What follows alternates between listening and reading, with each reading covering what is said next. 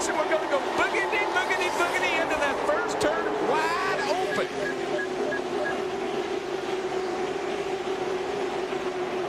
Like a lot of racetracks, they necessarily won't be hunting the bottom. They'll just want to see which one of these lines starts to move the quickest. That's a pretty strung out start. Actually, it is for here. They usually are all kind of wadded up as they go down in that first turn. Robbie Gordon had a really, really good car in happy hour yesterday. He was very happy with it. Saw him pass a lot of cars. Looks like it's going pretty well for him right now. Looks like that inside line, though, it's starting to move there.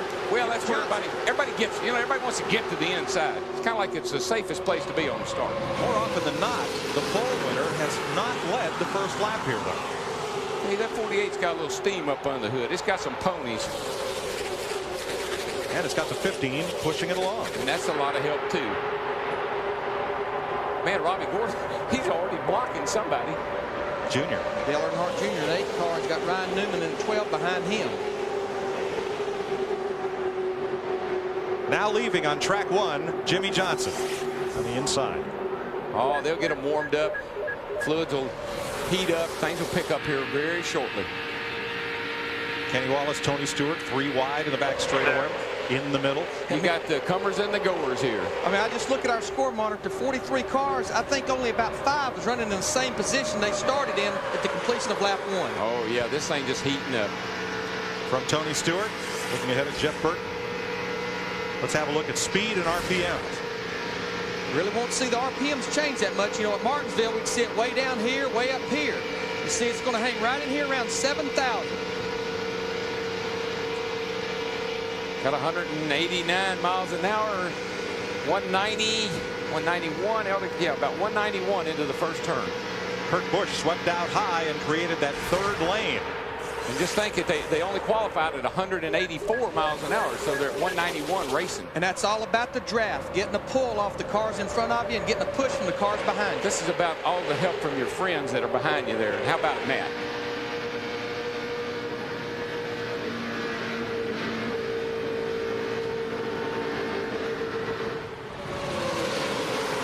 Matt's breathless. He can't speak. Don't blame him. He must be watching the monitor.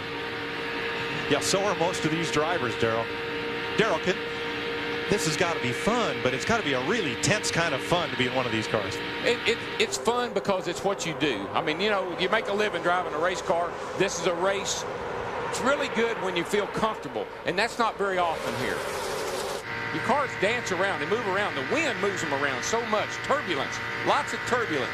Now, they're 3 wide, but there doesn't seem to be a bad lane. It's okay right now. We're on fresh tires. Everybody's really up on the wheel right now. Everybody's kind of minding their manners. That's the whole thing about this race, minding your manners. But you just look at the way these guys are running, Darrell. I mean, that would be trust right there. I mean, they're 3x3 for 10 rows. But what would happen, and it's what you have to worry about, what happens if something happens in the front of this whole pack of cars? That's what happened yesterday. This is what they came to see. The whole field of Winston Cup cars fanned out 3 wide all the way back through 40th place. And guess what? This is the way it will be for the next 3.5 hours. So you might want to run out to the garage, get your roll of duct tape, tape your TV down because it's going to get exciting. Kurt Busch in that 97 car right there, the Jack Roush car, he's bringing that outside line. They pulled up beside Robbie Gordon in the middle line right there. Now you see these cars are all buffing around. Not necessarily the driver doing that. When they're 3 wide like they are there, they're going to move around, and that's the problem. You move around, you get into a guy beside you, knocks him into somebody else, and away they go. I mean, this track is very bumpy all the way around, and you run aggressive shots to keep it pulled on the ground to make it run fast on the straightaways. They bounce around. If we had dynamic scoring, it couldn't keep up. Kurt Busch is 6th, 7th, 8th, 9th, 8th, 7th, 6th. He hasn't moved, but the whole pack has moved around him. And they're 4 wide now going down into turn 1. Boys, this is just hold your breath time. Everybody here is just holding their breath. But Strickland stuck in the middle. And Darrell, what these guys will do, again, with that 7/8 restrictor plate that takes about 300 horsepower, they're wide open all the way around. If you catch somebody, what they'll do, they'll drag that brake pedal. They won't back off the throttle. They'll just reach up there and drag the brake pedal. Oh, yeah, it's all about momentum. Once you get them wound up, you cannot back off. If you do, one thing will happen, you get run over from behind. The other thing is, if you don't get run over, you lose a lot of spots. So you can get Bristol stumped here too. Oh yeah, it's a driver's nightmare. He's got a car right in front of him. He's a little quicker, but he can't go around him. Somebody behind him bumping him. It's constant confusion. Wide outside. And you never know what line to get in. All of a sudden, the line you're in stops moving, and the one next to you moves. You got to try to get in the inside, in the outside. Boy, Robbie Gordon in the 31 trying to get in there behind Dale Earnhardt Jr. Dale Earnhart Jr. got to run around the outside of him out of the trial. There is nowhere in the world that you can see something like this. There's not a ride at Disney World. There's not a computer game. There's not a racetrack that you can go and see something like this. Biggest smile in this field right now belongs to Jeff Burton. Started 25th. He has snaked his way through this pack up to 10th place. Jimmy Johnson has led every one of the 6 laps so far. Michael Waltrip, Dale Earnhardt Jr. in hot pursuit at Talladega. Dale Earnhardt Jr.'s red number 8 Chevrolet sliced inside of Jimmy Johnson to take the lead. And look who's right behind Johnson. Jeff Burton, who's come from 25th spot. And that was quite a move, Mike, from the outside between Michael and the 48 car to get to the lead. That was quite a move. Win a trip to a NASCAR race. Call collect. 1-800-CALL-ATT.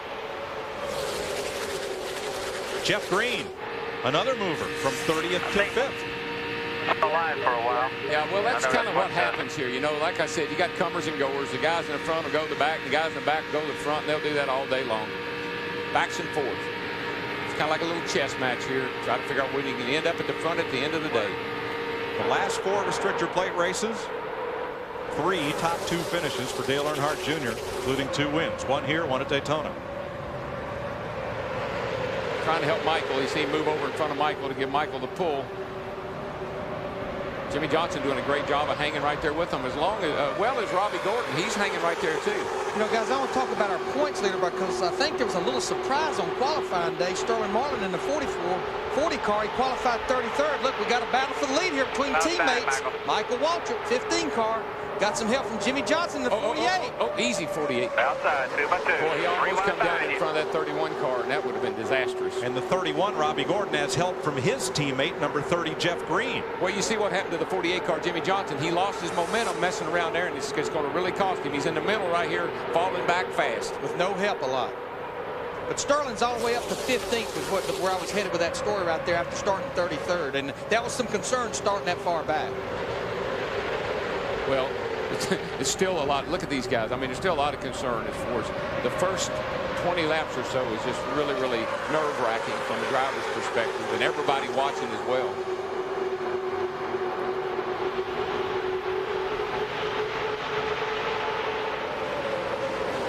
Ward Burton currently in 15th place, our Daytona 500 winner. Steve? Well, Mike, in talking to Ward Burton and crew chief Tommy Baldwin this morning, they weren't making any changes to the race car, but Ward Burton was concerned about blind spots. He's having trouble seeing cars around him. So what they did add was Ward literally cut foam rubber inserts out to boost his seat in the driver's cockpit a little bit. He's having a hard time seeing. He said, I can't trust my spotter here. I've got to feel and see everything. Matt Yoakum.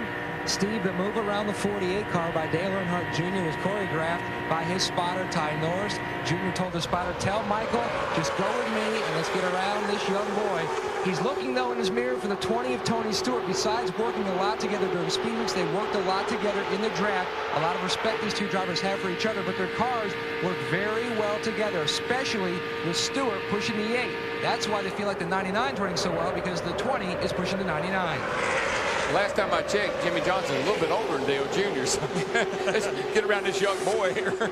Except in terms of Winston Cup experience. Right. You got it. You know, just to put a period on Ward Burton, remember, that's not the car he won the Daytona 500, because you win the Daytona 500, it goes in Daytona USA for a year. This is a brand new race car. And he was the fastest qualifying Dodge, so still got a good ride. And you don't get the tack, the steering wheel, the shocks, anything out of that winning car for a year. Looked like Kenny Schrader in the 36. He's got problems right here. He's falling back and losing the draft. I'd say normally that's an engine problem. Well, it sounds okay though. I don't hear any misfire or anything. Maybe he got knocked sideways. He's just regrouping. If he did, it'll take him a while to get over it. The M&M Global vote, for which will become the new color M&M. Purple, pink, or aqua?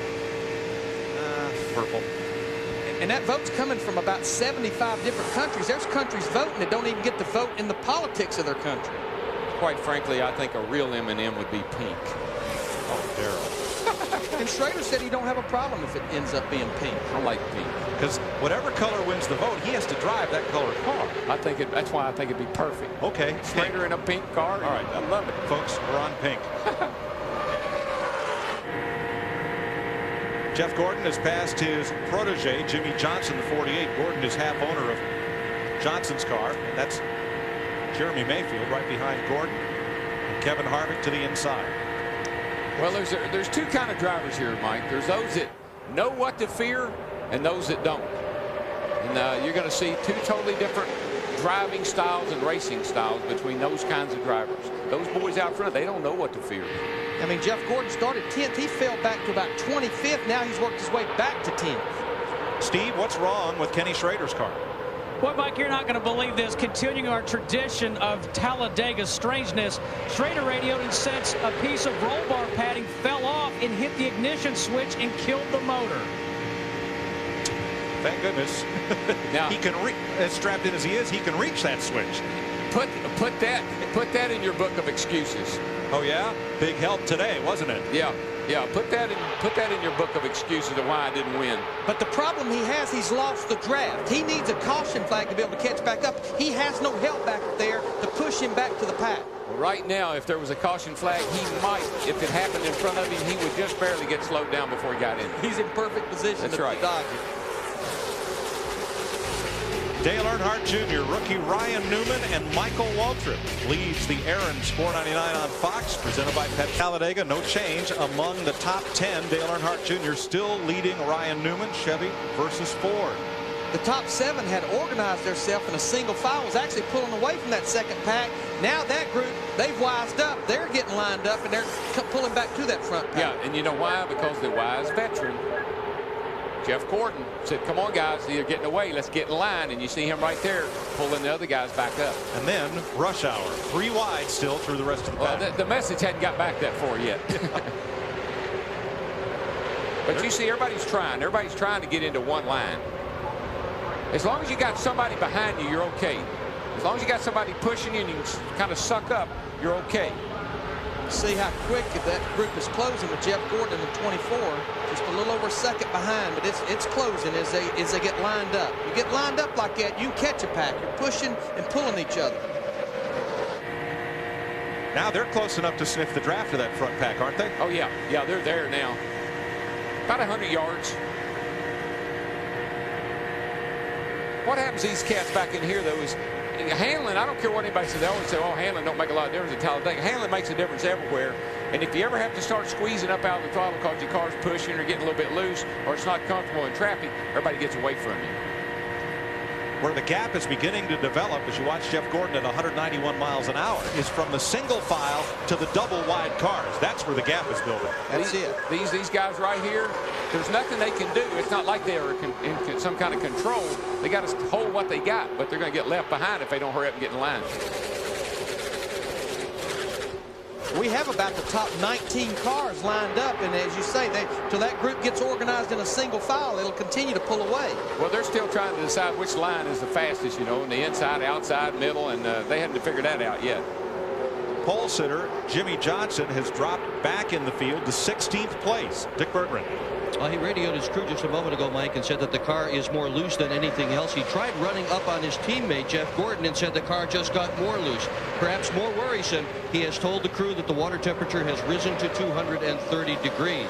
That'll make it tougher for him to close up on the back end of anybody. 230, where would you like to see that temperature? Well, here you got to be at about 210. These things, they start detonating. In other words, they start misfiring internally. You got that restrictor plate on there, and the heat goes up, the power goes down, it won't run a lick. After about 230, the driver says he can almost feel it stop, quit running. She bogs down on him. Mike Skinner changed engines. Had to start tail end of the field and look at his progress. Yeah, he was at the tail end of the field. He didn't even complete his qualifying run the other day, and he's all up to 16th. So he's definitely making a move in his 4-car. And as I was saying about handling, you hear Jimmy Johnson say, hey, my car's looser than it's been all week. He hadn't been out there with 43 other cars all week long. You get out there in a little pack of cars, you're pretty happy. The tape on the grill, temperatures are good, but when you put all these cars out there together, changes everything.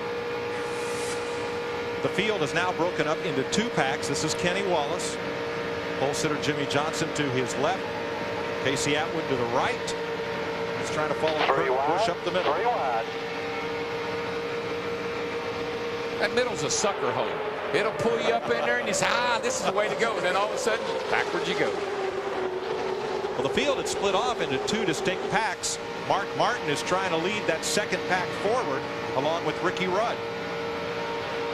It seems that those first 7 cars are a good bit quicker than everybody else, and they stay single file, and the other cars can pull up to them, but that's all they can do is just pull up to them. And then they get racy and get double file again. And as soon as they get there, they say, we caught them, let's race now, and then they go backwards again. Was that Jeff Green? Jeff dropping the inside. Yeah, he saw an opening there, and he wanted to get to the inside, and he took it. And by the way, folks, you don't give hand signals or turn signals here. You just take it. There's the breakaway, 7 cars. Here's the rest of the field. Jeff Gordon in 24, he's just on the verge of losing that group, but I think what happened, Darrell, he run up there to him, but the product of the restrictor plate is you will get so close to him, and you just can't go ahead and get to the rear bumper. It's like a wall you run up against. Yeah, it is, a wall of air. That's what it is, and some cars will pull up and go on, and others will just die. They just stop. And he's definitely losing that top 6. Oh, yeah, he pulled them up there. They got single file, and he pulled them up there, but he doesn't have enough steam to stay with them. Now, it was 191. Look at him now. Yeah, and you can drop as much as 500 RPM in and out of the draft. And you can lose 4 or 5 miles an hour in or out of the draft.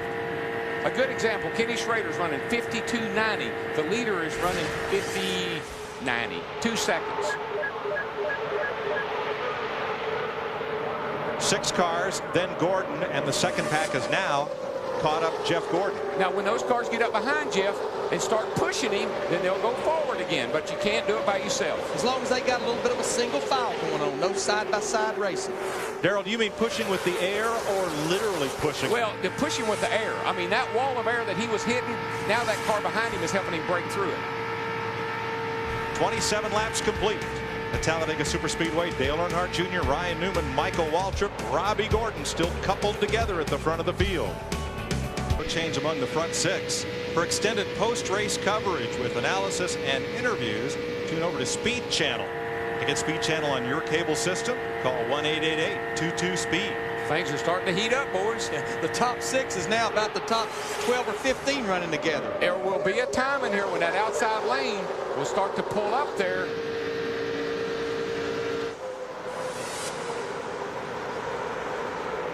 And we were talking about Mike Skinner a little while ago. What a great run to the front he made. You know where he's running now? Yeah. 39th.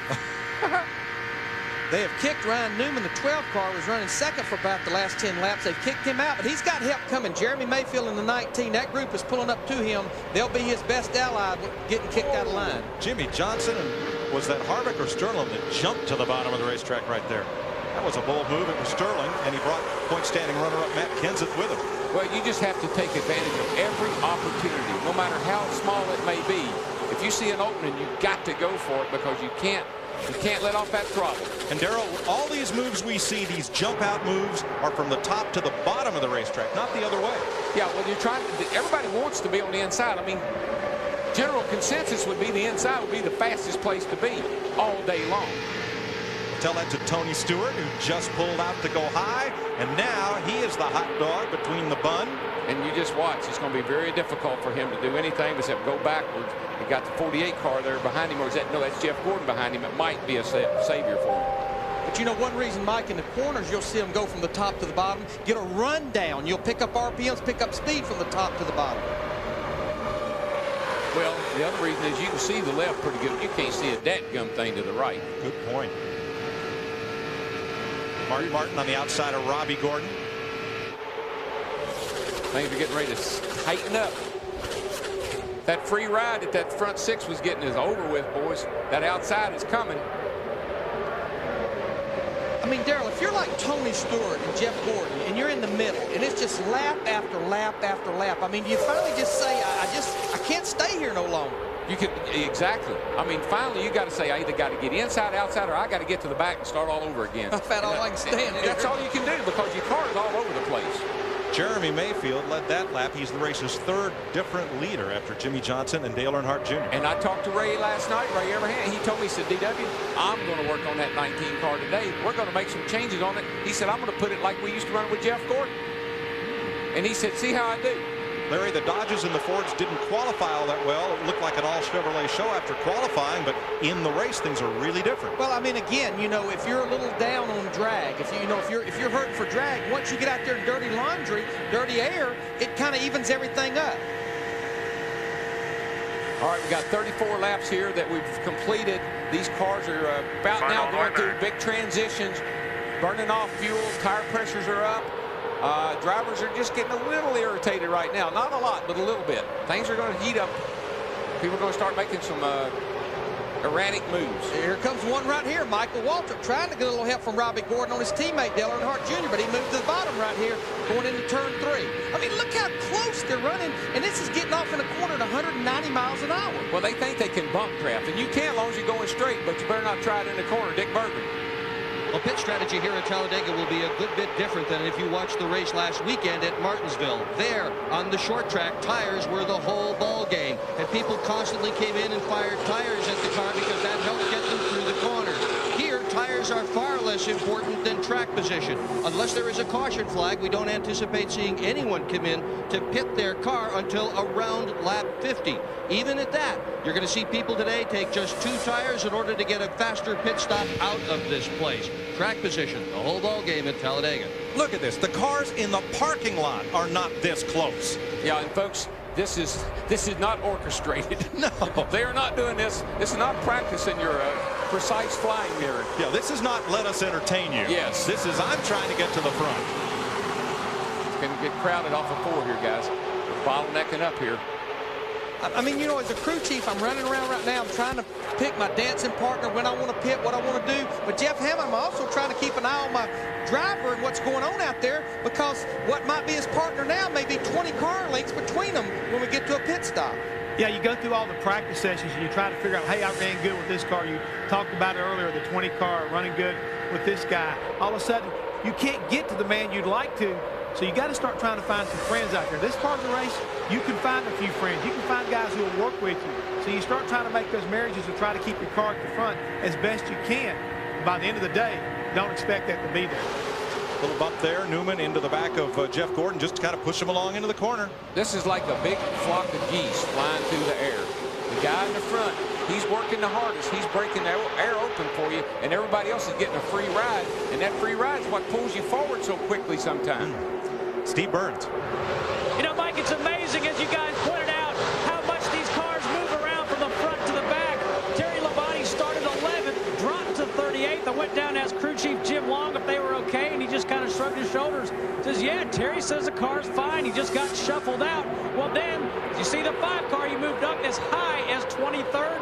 He's just riding. In fact, in practice, he didn't even run that many laps yesterday because he didn't want to tear up the race car. He's just being nice, cool, and collected.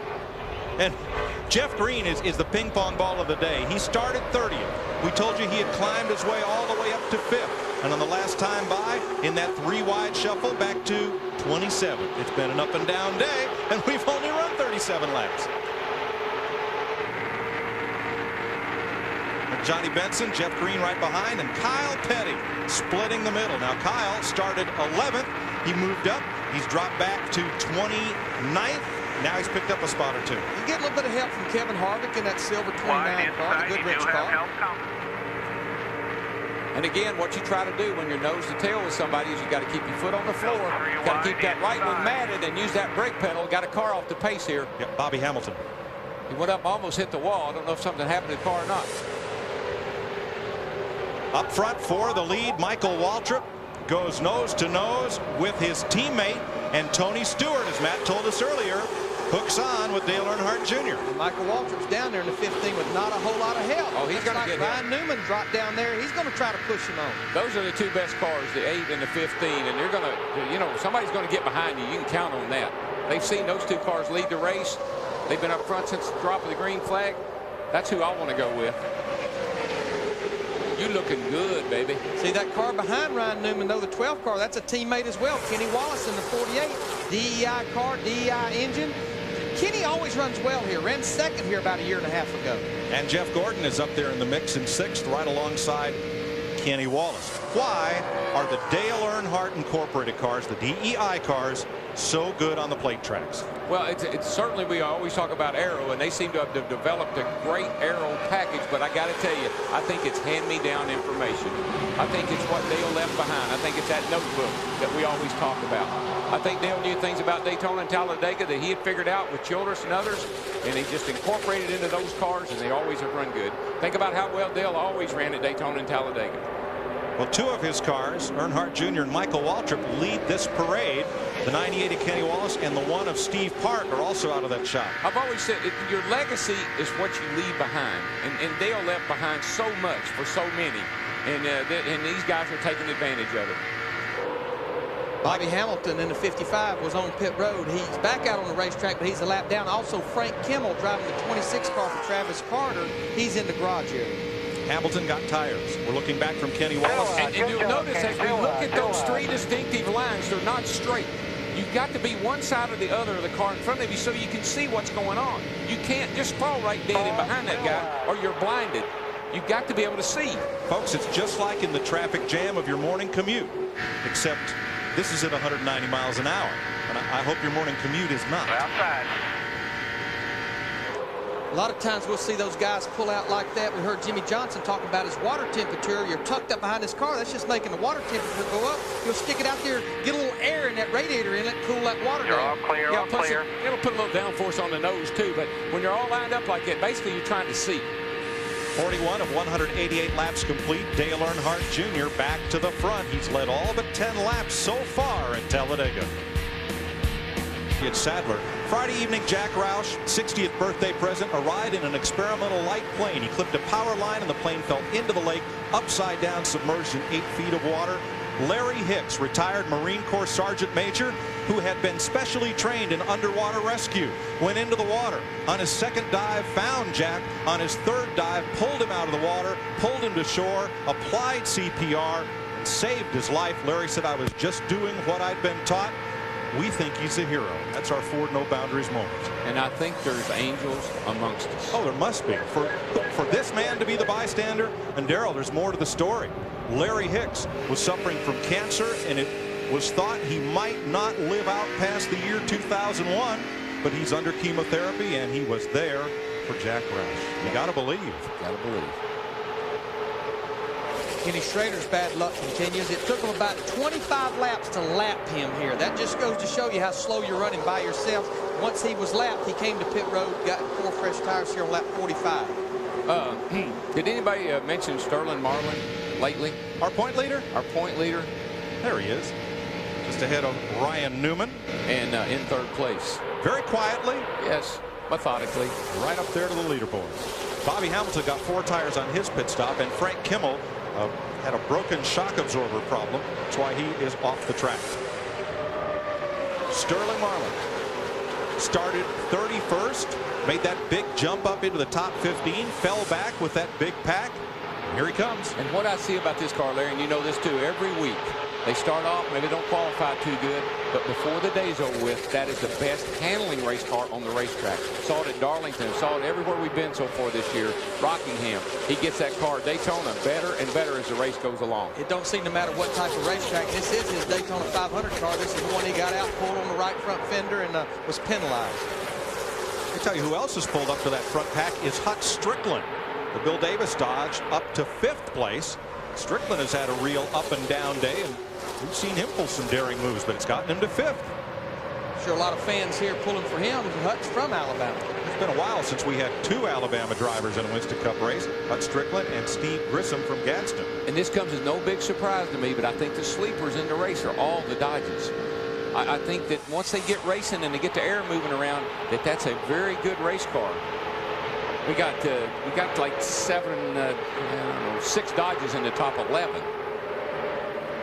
You have Jeremy Mayfield, the 19. Realistically, his teammate Casey Atwood in the 7 Ray Evernham car with Jim Smith co-own in it.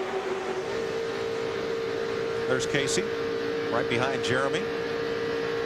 his sponsor just announced, Sirius Radio just announced they'll sponsor the Michigan June race and the Watkins Glen race. No, Darrell, you said you talked to Ray. I talked to Ray Abraham as well. And one thing he was concerned about, he said the GM and the Fords are starting to turn the restrictor plate motors up a little bit more RPMs. And he said it just don't seem like that the Dodges want to turn that many RPMs with the restrictor plate. One of the problems I think that the Dodge teams have had is last year they built this car brand new last year, 2001 Daytona 500, on last year's aero package. They had the fin on the roof, the wicker bill on the back, and they built the car around that package. And when they took that off, unlike the other teams, they had no notes. So they basically had to start all over again.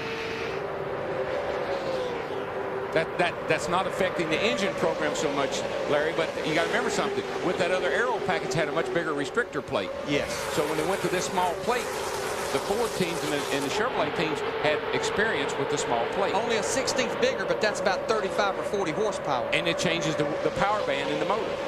Now, Larry, if we have pit stops under the green flag, that can be a great equalizer here. Right now, first to 20th is only 2 seconds as Jeffrey Bodine makes his stop. First to 40th is just 4 seconds. I mean, what I'm trying to do, I'm trying to find me 3 or 4 other teams that I don't want to pit with everybody on pit road. I mean, you get banged and beat and fenders knocked in. If I can find me 3 or 4 guys and you share information, are you going to do 2 or are you going to do 4? It does you no good if you're going to change 2 and they change 4, because then all of a sudden you get separated from them. What you got to be really careful of is when you come on to pit road is to not, somebody's going to smoke the tires. Guys behind them see that smoke, they react. So you got to be careful when you come on pit road and not get run over from behind. You got to give a hand signal plenty early. I think the 44 car had that problem. Dick Berggren. Well, Jimmy Johnson is pitting right now. He is pitting along with his teammate, Jerry Nadeau. That was an orchestrated deal so that they would pit together. Johnson's car, they're still concerned about heat. They pulled a piece of tape off the grill. He gets up to 250, as much as 260 degrees. And just before the pit stop, he was down to 230. Johnson's away, and right behind him is teammate Jerry Nadeau. We're going to see a bunch of cars. They're all coming to the... We're going from 190 down to 55 miles an hour on pit road. And you'll smoke that right front tire. It's about the lightest tire. Oh, yeah, Buckshot had a flat. Actually, Steve Grissom down the Grissom. 44 car. Sorry there, Steve. With DW, Michael Waltrip said they're going to make a wedge adjustment. He said he's a little bit loose. 4 tires for the number 15 Napa Chevrolet of Michael Waltrip. Jeff Kerr, the Jack Man. 4 tires for Michael Waltrip. Let's go to Matt Yoko. His teammate, Steve, down here in the first pit stall toward turn 1 is Dale Earnhardt Jr. A 4-tire change. No adjustment to the rear end of the car as he drops the jack. 14.7 seconds. Now all the way to turn 3 and 4, these cars will be so much slower than the cars still running on the racetrack because it takes so long to get up to full speed here. And one of the things you got to be really careful of as a driver is taking off out of the pits. These cars got really high gear ratios in them. You can throw the drive shaft out. You can break a transmission. Really got to get the tires spinning. That's when it's the best. Now the pack in turn 1, Earnhardt Jr. just coming out of 2 onto the backstretch, and that pack should catch him before he gets up to full speed. Dick Berggren?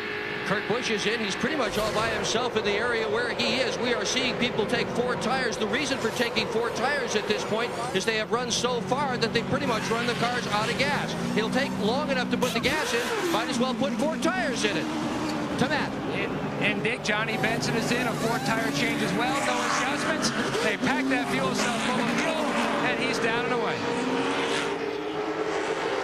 The pack caught Dale Earnhardt Jr. but did not pass him. As now they work past those cars that have just come off pit road. Look at the speed differential. It's immense.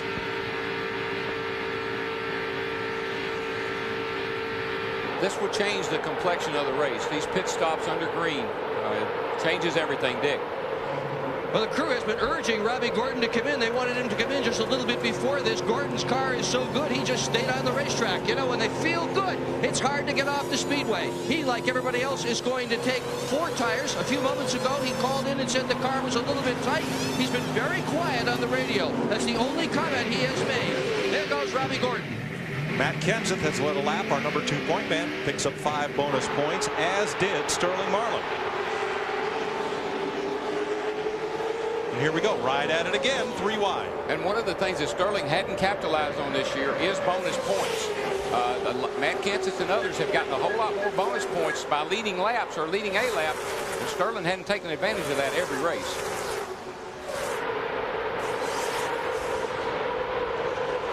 This pack right here, they've been back out there now for 2 laps, and they're gaining a lot on Sterling Marlin, that group that just came off pit road. You think merging onto the highway when they're doing 70 is tough? Try it at 2.5 times that speed. Yeah, with somebody breathing down your back. Spotters hollering at you, crew chiefs hollering at you. You got people all around you. You got your hand up in the air.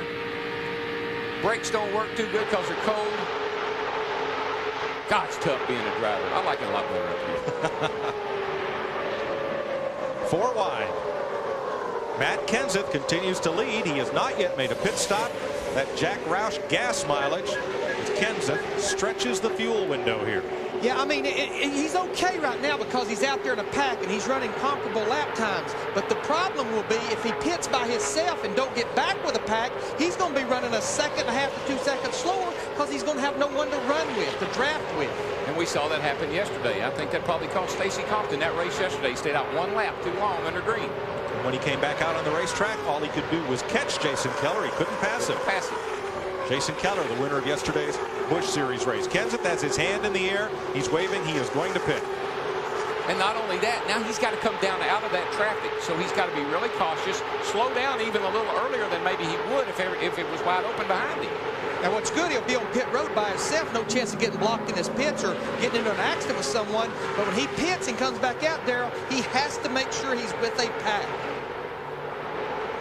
The other disadvantage to pitting by yourself is every NASCAR official with the stopwatch will be clocking just him coming down pit road. And that's how they clock pit road speed, is with a stopwatch through seconds.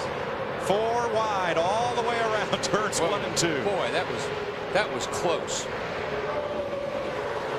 And that Strickland squeezed right in front of Mike Wallace there to get back in line.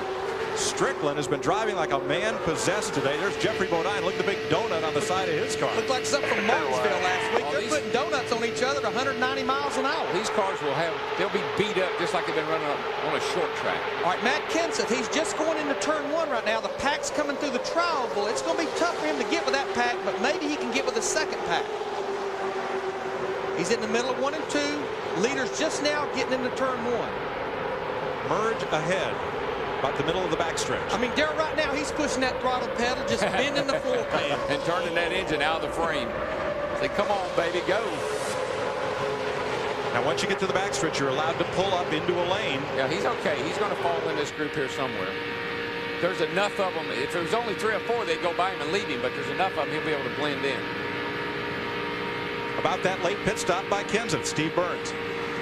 Yeah, Mike, pretty good strategy. Remember, these guys are racing for the championship. He wanted those 5 bonus points to lead a lap. That's why they stayed out an extra lap or 2. The first 5 are going to get past him, but he's going to fall in line in 7th place. So not a bad move. No, good little hole right there. There's enough cars in that pack. I still don't think he's up to speed totally. Sterling Marlin, that group right there, the 40 car, they're pulling him to the inside. He's still not quite ready to get in line, I don't think. Larry, let's check that gap. First to 20th was 2 seconds before pit stops. Now it's just 2.1. But first to about 38th was 4 seconds. Now it's 10, and first to 40th is 48 seconds. And the only strategy was just getting the 5 points, because you have to run 63 laps to be able to do this on 2 stops. Don't look like anybody can do that. After pit stops, looks a little bit like it did before. Dale Earnhardt Jr. Won back-to-back Talladega races 3 different times. Top 30 cars within 3 seconds of each other, Jeff Hammond, as we observe some of the strategy at this point. 61 laps in, a guy like Kenseth staying out, Jimmy Johnson, the pole sitter, pitting early. What does that indicate as to what we'll see the rest of the way? I think there's a lot of guys right now trying to find that combination who they can run with. Jimmy Johnson had fallen back early on, hunted around, didn't find what he wanted, came to pit road early. Now he's right back up to 9th and back in contention. So I think a lot of these crew chiefs are trying to find if they can come to the pit road with certain guys and be able to make their way back up through the pack and be a factor by the end of the day. Speaking of the pack, as we look at the back of the pack, and people know about Saturday's Busch race, 27 cars involved in the big one. Last year it was caution-free here. What would indicate here as to someone sitting back there if we might have more problems? Well, right now, I think you still, early on, we've seen a lot of patience. I don't think guys are really getting too excited. They're willing to fall in a single line and work their way back and forth. We've already seen, we've had 43 cars, Chris, between only 3 seconds of the lead early on. So I think everybody knows what their cars are capable of, and they're showing a lot of patience right now. Later on, that may go away. And there have only been 2 caution-free races run here at Talladega. 6 leaders, 8 lead changes. Let's go back upstairs to Mike Joy, Darrell Waltrip, and Larry McReynolds. Caution-free here at Talladega through 63 laps. Let's have a look at our 7-Eleven pit summary, where they came in and where they went out. Jeremy Mayfield, that 19 group, they did a good job. Jeremy and the crew going from 8th to 2nd. Elliott Sadler as well, 18th to 4th, and Tony Stewart. That group, they do it every week on pit road. And we want to look at this right here between Earnhardt Jr., Walton, and Mayfield. This group right here, Earnhardt Jr., good pit stop, good lap time. The lap time is the 2 laps, including the stop. But I think what helped Dale Earnhardt Jr., he's at the very last pit box, leaving pit road. He could come down pit road, focus on his pit box. When he went to leave, he did not have to worry about speed and just get up to speed. This is the very last pit leaving pit road. He only had to travel just a short distance right there, worried about pit road speed. Didn't have to worry about speed and leaving. The big loser on pit road was Jeff Gordon, who fell to 27th. He has since climbed back up the order to 16th. Here's Matt. Mike, I spoke to Robbie Loomis, Jeff Gordon's crew chief, and said, you guys dropped back. Did you have any trouble on your pit stop? They said, no, it wasn't a bad stop. It just wasn't a 14 and change like Dale Earnhardt Jr. It was a 16 flat. No adjustments. I did say, how many sticks of gum are you on now? 3? He said, no, I'm on number 2, but I'm pulling out number 3 soon. So you can see it's very nervous down here for the crew chiefs as well. There's Jeff Gordon's progress through the day. Earnhardt Jr., Michael Waltrip, teammates, nose to tail. Jeremy Mayfield and Elliott Sadler, who took a provisional, is right up there in the top 5. Yeah, that's a lap car. That 33 car just going a lap down, and that usually bottlenecks everything up. But just remember, Elliott Sadler, this is the car, too. He finished 2nd in the Daytona 500. We saw the sign, Get Well Jack. Jack Roush supplies the motors for this 21 car, the Wood Brothers. Mike Wallace now going a lap down along with teammate Bobby Hamilton. Here's Dick Berger. Johnson won the pole in car number 48. He has been troubled with overheating all day long. On the last pit stop, they pulled some tape off the grill. That lets more air get through the radiator. It dropped the air temperature, or dropped the water temperature 10 degrees. They've told him to go ahead and turn the fan on. That should drop it a little bit more. Randy Dorton, who builds the engines for those cars, said he can run it about 250 for a while without hurting the engine, so long as he doesn't pump the water out. They're very cautiously optimistic about Jimmy Johnson's car. Steve Burns. Well, Dick, not good news in the 14 pits of Stacy Compton. He came down here with a car they had never tested, never taken to the wind tunnel, yet he qualified 6th. Well, he is now very far behind the field. They think he has a broken valve spring on the number 14 of Stacy Compton. And to update Frank Kimmel, after that broken shock absorber problem, he has returned to the race. 2 things on Jimmy Johnson's car. When you start pulling tape off, Larry, as you know, you're going to open that front end up. That's going to slow you down, so he's not going to be able to run back up there and lead this race like he did at the get-go. And the other thing is, these cars have electric fans.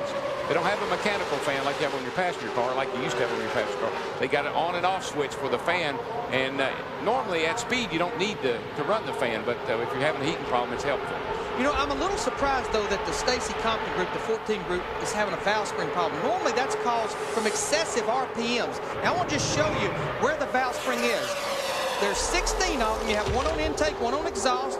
There's the valve springs right there. And normally, it's a product, when you break one, of excessive RPMs, only turning about 7,000 here. I'm a little surprised at that. More than likely, Larry, that happened leaving the pits.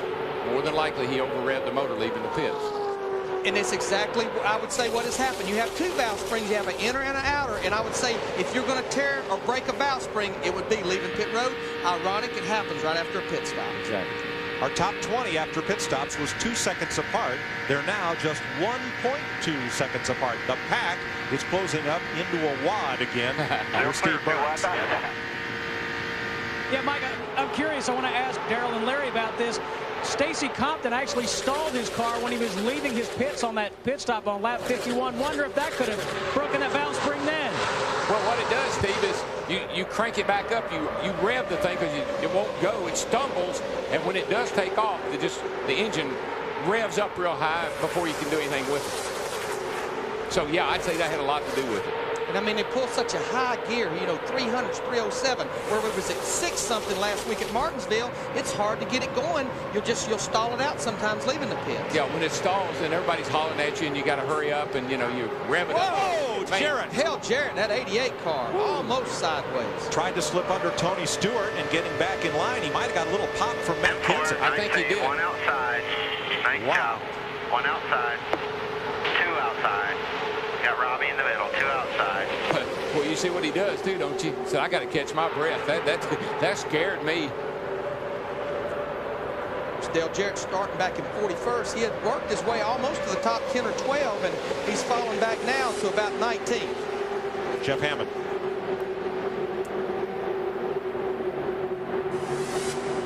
Guys, I was wondering watching the 88 car. I wonder if he thought he was getting ready to run out of bounds, guys, and jerked that car back up on the racetrack, not realizing that Matt had already started making a move on him and almost got himself in trouble. But let's see. I think Kenseth is just right up on his back bumper. He started to make a run on Tony. He saw he couldn't do it, and he had to pull back up, and Matt tapped him. Darrell, when you shake that car sideways and lose your forward bite, the effect, there it is right there, is the effect to the car behind you as if you'd hit your brake. Oh, yeah. I mean, you can't anticipate something like that. That's why, see, he whoops out. Then all of a sudden he says, I can't make it. Like what Jeff said, the yellow line's there. When he tried to get back in line, Kenseth had a run on him. Where he was at was not going to work getting into turn 3. No, and that's why they instituted the yellow line out of bounds. They don't want you going in that corner 3 and 4 wide. Dale Earnhardt Jr., our leader. Here's Matt. Mike, a few moments ago, Dale Earnhardt Jr. came on the radio and told his team to tell Michael's team that he cannot run the same line as Michael. Michael likes to run down in the bottom near the yellow line. Dale Jr. says his car gets a little tight trying to run that lane, so to ask Michael to move up half a lane or so. Thanks, Matt. 2 of the top 3 finishers in the Daytona 500 are tailing the field. One is 500 winner Ward Burton. The other, third-place finisher Jeffrey Bodine. Hey, Larry. I mean, all those years of racing, wouldn't it have been nice to have someone to call on the radio and say, will you tell him to follow me where I want to go and stop going where he wants to go, and he's my teammate, and tell him to help me. But, you know, I think what will happen, you know, they will move around and see if their car works as good maybe where their teammate's working. No disadvantage if it will do that. I always call on the radio and say, will you tell so-and-so to stay behind me? And they say, yeah, watch this. 2 wide. Bill Elliott's often said, among many drivers have often said, I want to be out front, or I want to be way out back. Maybe that's why and where Ward Burton is. The eye of the storm is brewing. Still 3 wide through the corner. 3 wide. Well, I know we talk about a lot of people being important, the driver, the crew chief, but that spotter on top of that grandstand, he's his eyes, he's his arms, he's his legs, he's his ears. He's got the most important job. So far, caution-free. Dale Earnhardt Jr. and his teammate are leading. And a few minutes ago, Dale Jarrett had quite a moment here at Talladega. He had a moment. Looks not to be big. M4, nice save. 1 outside. Nice job. He sounded a lot calmer than we did watching it, Darrell. Well, once you've saved it and you're still going, you got to get that out of your mind and think about what to keep going. But I like his spotter, Roman Pemberton. He was like, okay, nice save, but they're outside. They're, you know, right back to business. Yeah, nice Don't save, have time to dwell on it. Yeah, go, man. Yeah, tell me about it later. We'll talk about it this afternoon. The plus to that is you saved it and you didn't wreck. Now get going. You know, guys, we're almost 80 laps into this race, approaching halfway. 43 cars still out on the racetrack, and of those 43, 39 of them are running within 4 seconds of each other. And that's through a green flag set of pit stops. My question about Ward Burton, there does not seem to be anything wrong with his car. He's just kind of hanging out as the caboose there, Steve. Yeah, just went down to check on Ward Burton, and you know, earlier I said he was having a hard time this morning making himself comfortable in the race car, which DW talks about a lot. Well, right now he cannot find a comfortable place to run. He's searching, trying to find a place, any place on the racetrack, a lane where he feels like he can compete. Right now he doesn't feel comfortable. Now Tony Stewart was up amongst the leaders and for a while drafting right off of Dale Earnhardt Jr. He has dropped back to 31st. Well, I think every driver has a thought process that he goes through here. And every driver has a point in a race where he thinks it's time for him to take a breather. It's time for him to drop back there, view this thing from the back, and see if something's getting ready to unfold. because there's points in the race where it's more apt to than not.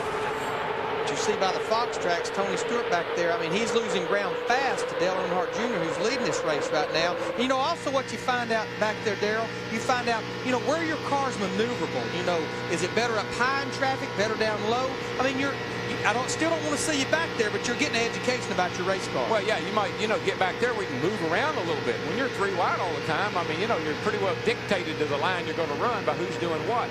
At least you get back there and you try it. Like you say, move around, try your car in some different places. And Tony's had a tough week here in Alabama. He was interviewed by a British writer who perhaps took Tony's comments out of context, saying that the fans here were obnoxious. He says he meant they were boisterous. They have a great time here. And he had a cute T-shirt on in driver introductions saying obnoxious Talladega driver. 3 wide outside, no help. He can take the joke as well as dish it out. 3 wide outside. Exit 2 wide outside. 2 wide outside. I know as a crew chief, I pretty much left the radio waves for the spotter. He could do that driver a whole lot more good than I could. I came here, Bobby Allison and I had a run-in somewhere back in the 70s, 80s, early 80s. I came down here and I didn't know about rolled Tide. I just saw boxes of Tide with rolls of toilet paper on people's antenna, and I was nervous wreck. I didn't know whether to come inside the racetrack or not. So I kind of know how Tony feels. Dick Berggren. Well, Greg Zipadelli is Tony Stewart's crew chief. It's also his 35th birthday. Greg, why are you guys running in the back today? Tony was getting a little impatient there. Nobody was helping us when we got up front there after the pit stop, so we're just going to go to the back. No sense getting frustrated this early in the day. We got a lot of racing left. We got a really good race car. We'll just we got one more stop to go, and then we'll race hard the last stop. Okay, happy birthday. Starting to look like the Tour de France. Sometimes you want to lead, sometimes you want to ride. Yeah, well, that's the whole thing. Calm down. The driver and the crew chief and the spotter both. Calm down. Take a deep breath. Fall back. Get your composure, and then we'll get them later on. Because if that driver's giving a lot of static across the radio about how people are driving, the best thing he can do is get out of there. Well, we now have everybody nicely linked up. 2 Chevrolets, followed by 2 Dodges, followed by 3 Fords, followed by 2 Chevrolets. Isn't this nice? Everybody's found a partner. for the time being.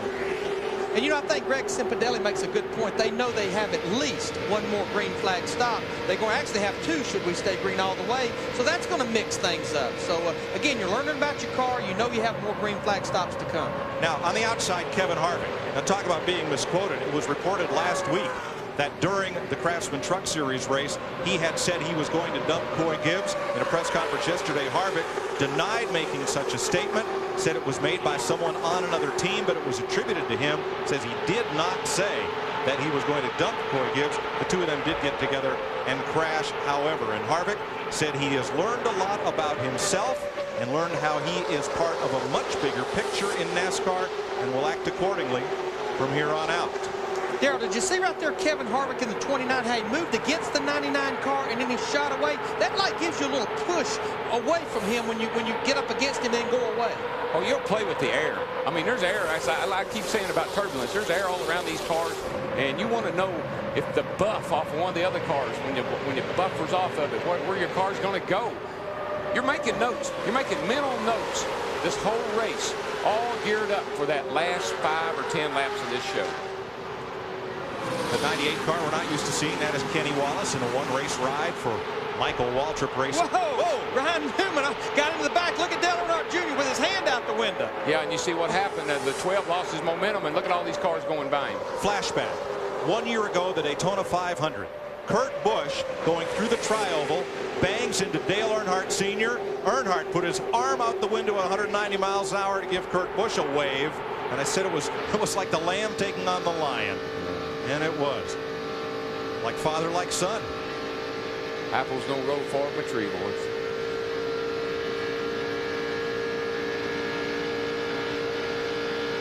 I tell you, to go through what Dale Earnhardt Jr. and the 8 car just went through there in the Budweiser car, I mean, he didn't lose much momentum. He has got a fast horse today. Oh, yes, he does. He and Michael Waltrip. Let's see, is there a big donut there? I believe there was a little donut, a little tire rubbing there. Yeah, right there behind the left front tire. Gets down under him here. and the car just shoves up. That's, again, that's a product of it. That's that dreaded what, Larry?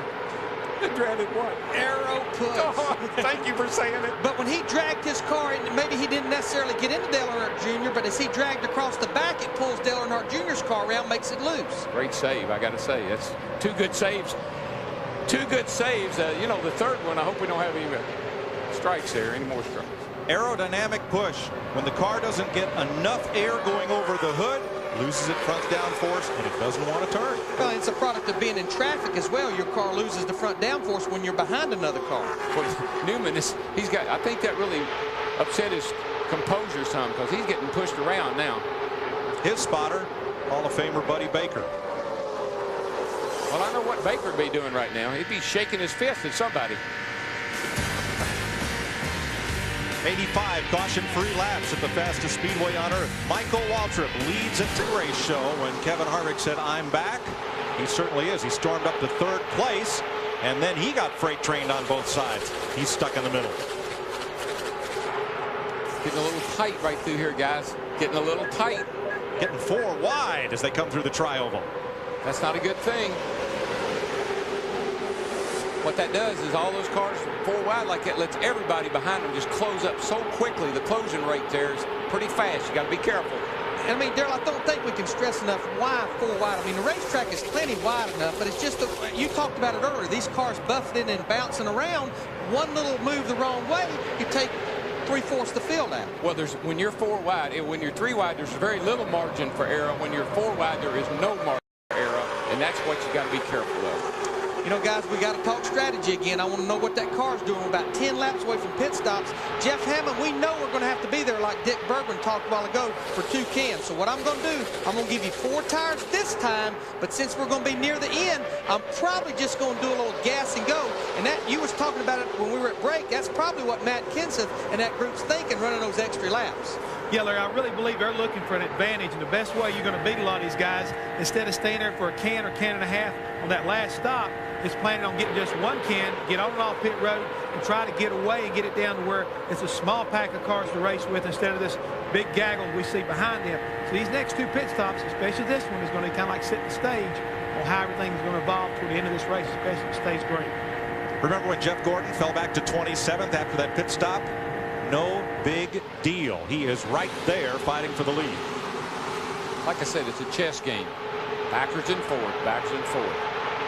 The only 2 cars that have consistently been up front is the 8 and the 15. Everybody else has kind of rotated around behind them. But look at those 2 Roush cars right there. Matt Kenseth in the 17, Mark Martin in the 6. Kenseth fell back to about 15th after falling in line a while ago. Now he's done worked his way along with Jeff Gordon up to 3rd. And Earnhardt Jr. has to work with Ryan Newman and Sterling Marlin on the outside to try to get back to the front. But he can do it. Now, there's that car. He went around the 6 car on the outside and is pulling himself right on back up by Kenseth. That car gets a whale of a run, guys. 10 laps ago, he was shaking his fist at Ryan Newman. Now he's waving, stay behind. Yeah, come on, buddy, let's go. Let's listen in on Dale Earnhardt Jr. I don't know why I'm getting hot in these cars here the last couple races. I think I need to drink better, more water. But yeah, it has a lot to do with these uniforms. They're a little bit hotter, and this clothes may tell me it is a little bit warmer too. But it ain't so bad. I can't stand it. I don't want y'all to think I'm gonna fall out to sea. One thing he needs to realize is the last 2 races, Martinsville and today, it's been about 90 degrees. Right. So if it's hot now, bud, it's really going to get hot here come July. I mean, we're definitely into the first hot races that they've had all year long. And the other thing is these cars are so slick nowadays, and the crew chiefs don't want any air, any nacoducts in the side to slow you down. So there's not a lot of air inside the car other than your helmet cooler that you run to keep your head cool. And Darrell, he talked about his fire suit. They make different layer fire suits. The more layers, yeah, the more protection you have, but the hotter it's going to be. Well, these suckers, they make a lot of heat, and all that comes out right up under your feet and up under your seat. Robbie Gordon working the low groove. 2 wide outside. Steve Grissom alongside, Ricky Rudd in tow. Check, that's Bobby Hamilton, who's a lap down. Steve Grissom in the 44, he's 2 laps down. He actually missed pit road on his green flag stop while ago, but he's here with the lead pack. Daryl, you theorized that might have been the start of his problem. I think what happened was he was trying to get on pit road and he blew out the left front tire. He locked it up. I saw smoke fly, and then he had to go around an extra lap. Tire blew out on the way around. It's Grissom's first race of the 2002 season. And that could be the difference of missing pit road. I mean, you had been used to doing this for a year and a half or 2 years. Michael Waltrip, who led 53 laps here last October, fell out of that race after overheating at 167 of 188 laps. And looked like he could have won that race very easily. He was sitting there leading the race. All of a sudden, the thing got hot on him. And Larry picked him, by the way. Blew up. Halfway. Well, I couldn't. I just want Michael to know he's my brother. Michael, I was going to pick you, but I have to pick after Larry, and he took you first. But we can't both pick you. This is the car that Michael had at Daytona, and I don't think it was ever talked about what a good car he had there, but he ran over something that came off of his teammate's car, Dale Earnhardt Jr., and put a hole in the nose, and even though he still ran up front, it pretty much kept him, I think, from getting up there to win the race. He's gonna tick off Dale Jr., though. I can tell you that right now. If he drives down there and lets Ryan Newman go by him, Clear, all clear. he should have stayed out there and let the 8 car draft off of him. Hard to get to the high side when Ryan Newman is right there. Now, will Newman with the Ford get any help from those Chevys? Jeff Gordon just jumped up behind him in the 24 car, jumped out from behind Michael and got behind Ryan Newman in the 12 car. I wouldn't be a bit surprised if Dale Jr. was very unhappy with that move. Here he comes on the outside. Junior, that is. Junior's got, I mean, he can go around that outside. We saw in practice yesterday, Daryl, that car can go anywhere he wants. He's faster than Newman, but he got to be careful right there, bud. Don't touch him. He got a run in the middle of turn 1 and 2 right there with the help of Kurt Busch from the 97. That 8 car really picks up a lot of steam through the middle of the corner up high.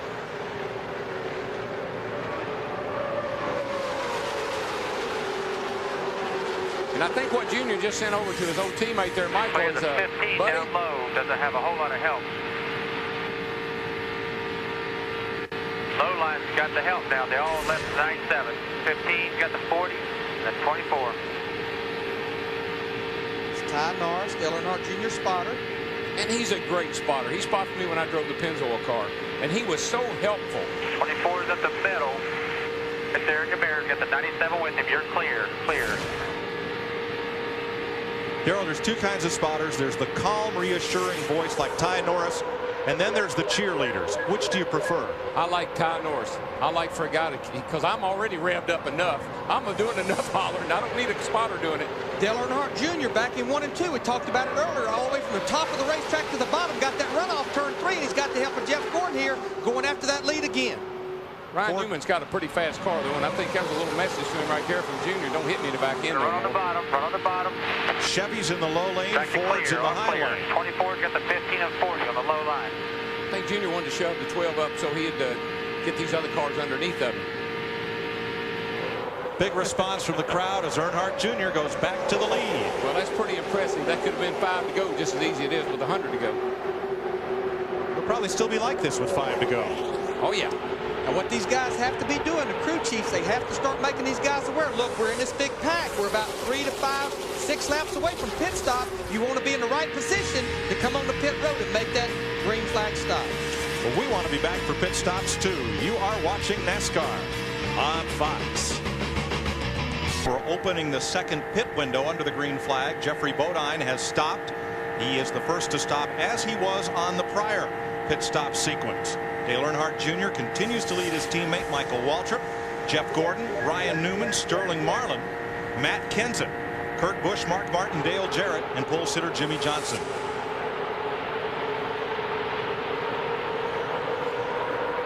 Based on the earlier sequence of green flag stops, over the next 10 laps, we should see the whole field come to pit road. And again, I think everyone will take 4 tires, fill that thing over fuel to go another 50 or 60 laps within about 15 laps of the end. And it seems like when Dale Jr. gets out front, he can pull 3 or 4 cars along with him, and they kind of get 3 wide behind him. We've seen this earlier, doing it again. He's just got such a fast car that there's only a few guys that can hang with him. Well, there are leaders and there are followers. Well, you know where I want to be. I want to be a leader. I want to see nothing in my windshield. But I'm saying when he wants to lead, they don't want to race him. They want to line up and run with him. If I was a spotter and if I was a crew chief, I'd say stay with that 8 car. Wherever he goes, you go with him. laps. He's going to probably be near or at the front when this thing all shakes out. Frank Kimmel down on the apron was coming out of the pits and coming up to speed. Not a problem there. It can be. That's you know, if you're coming in there 3 wide and there's a car coming out of the pits coming up on the racetrack, man, that can create a real havoc. Give a call to Hut Strickland. You saw there from Calera, Alabama, who's been driving Bill Davis's Dodge in and around the top 10 all day. Michael Waltrip, he tried to jump up in front of Matt Kenseth, but Dale Earnhardt Jr. saw what was going on. He jumped up in front of those guys. And Dale Jarrett, both of the Yates cars, he and Ricky Rudd qualified very poorly, but DJ has raced himself up into 7th place. Had a big near miss earlier. And here's another one. Jeff Gordon, Matt Kenseth, almost touched. See, that's a product of not being able to see out that right side. He didn't really know he was there, but he never saw him. He felt him. That car went over there. He felt that buffer of air, and he whooped back. You feel it a lot of times before you see it. Yes, sir. Folks, the best way I can describe that is you're going down the highway, you've got the driver's window open, and you crack the passenger's window. The air pressure inside the car changes. You feel that. It's similar to what these drivers feel when a car gets alongside. Yeah, you can hear and you can feel. You can't always see.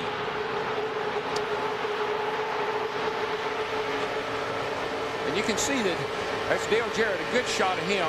He's trying to look over to the right a little bit, see who's over on his right side, but there's really not a lot he can see over there. But look what a rough ride he's getting. And look at the little bear right here. That was given to Dale yesterday by a little girl from the Make-A-Wish Foundation. He said, let me have that bear. I can't think of a better pasture I would want me than this little bear for tomorrow. He's hiding behind his seat, though. He needs to get up there where you see him. That bear is brown to the bone, too. Brown bear.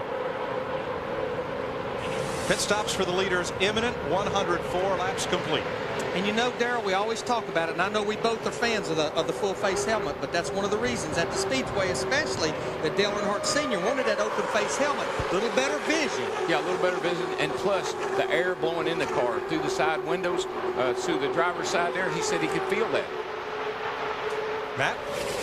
Well, like you were talking about the heat inside the 8 car of Dale Earnhardt Jr. Remember, he just started wearing a full face helmet. He too used to wear an open face helmet.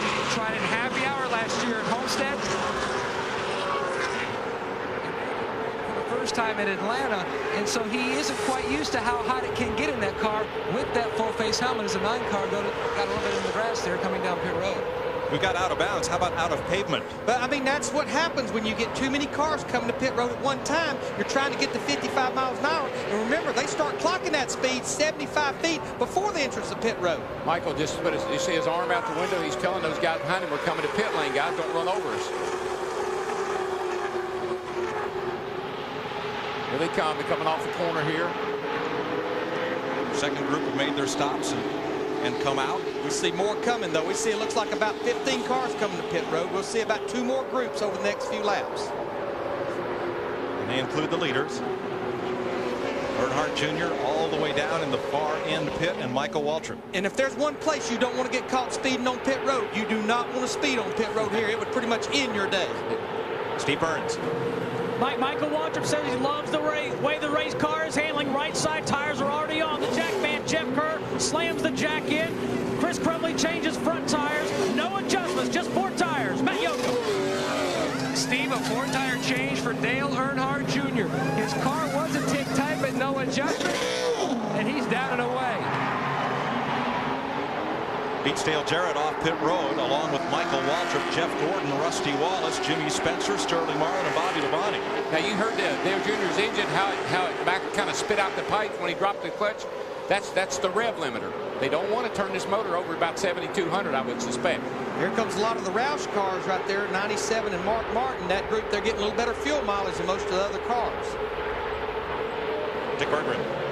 Now Kurt Busch is on his way in right now. This is Mark Foles on the front end of the car. He's carrying tires. He's from West Virginia in the back. Aaron Pirat from Lexington, Kentucky. Andy Thurman changing front tires. He's from Louisiana. Kevin Gilman on the back tires. He's from St. Johnsbury, Vermont. The crew assembled from all over America. A good 4 tires change, and he's gone.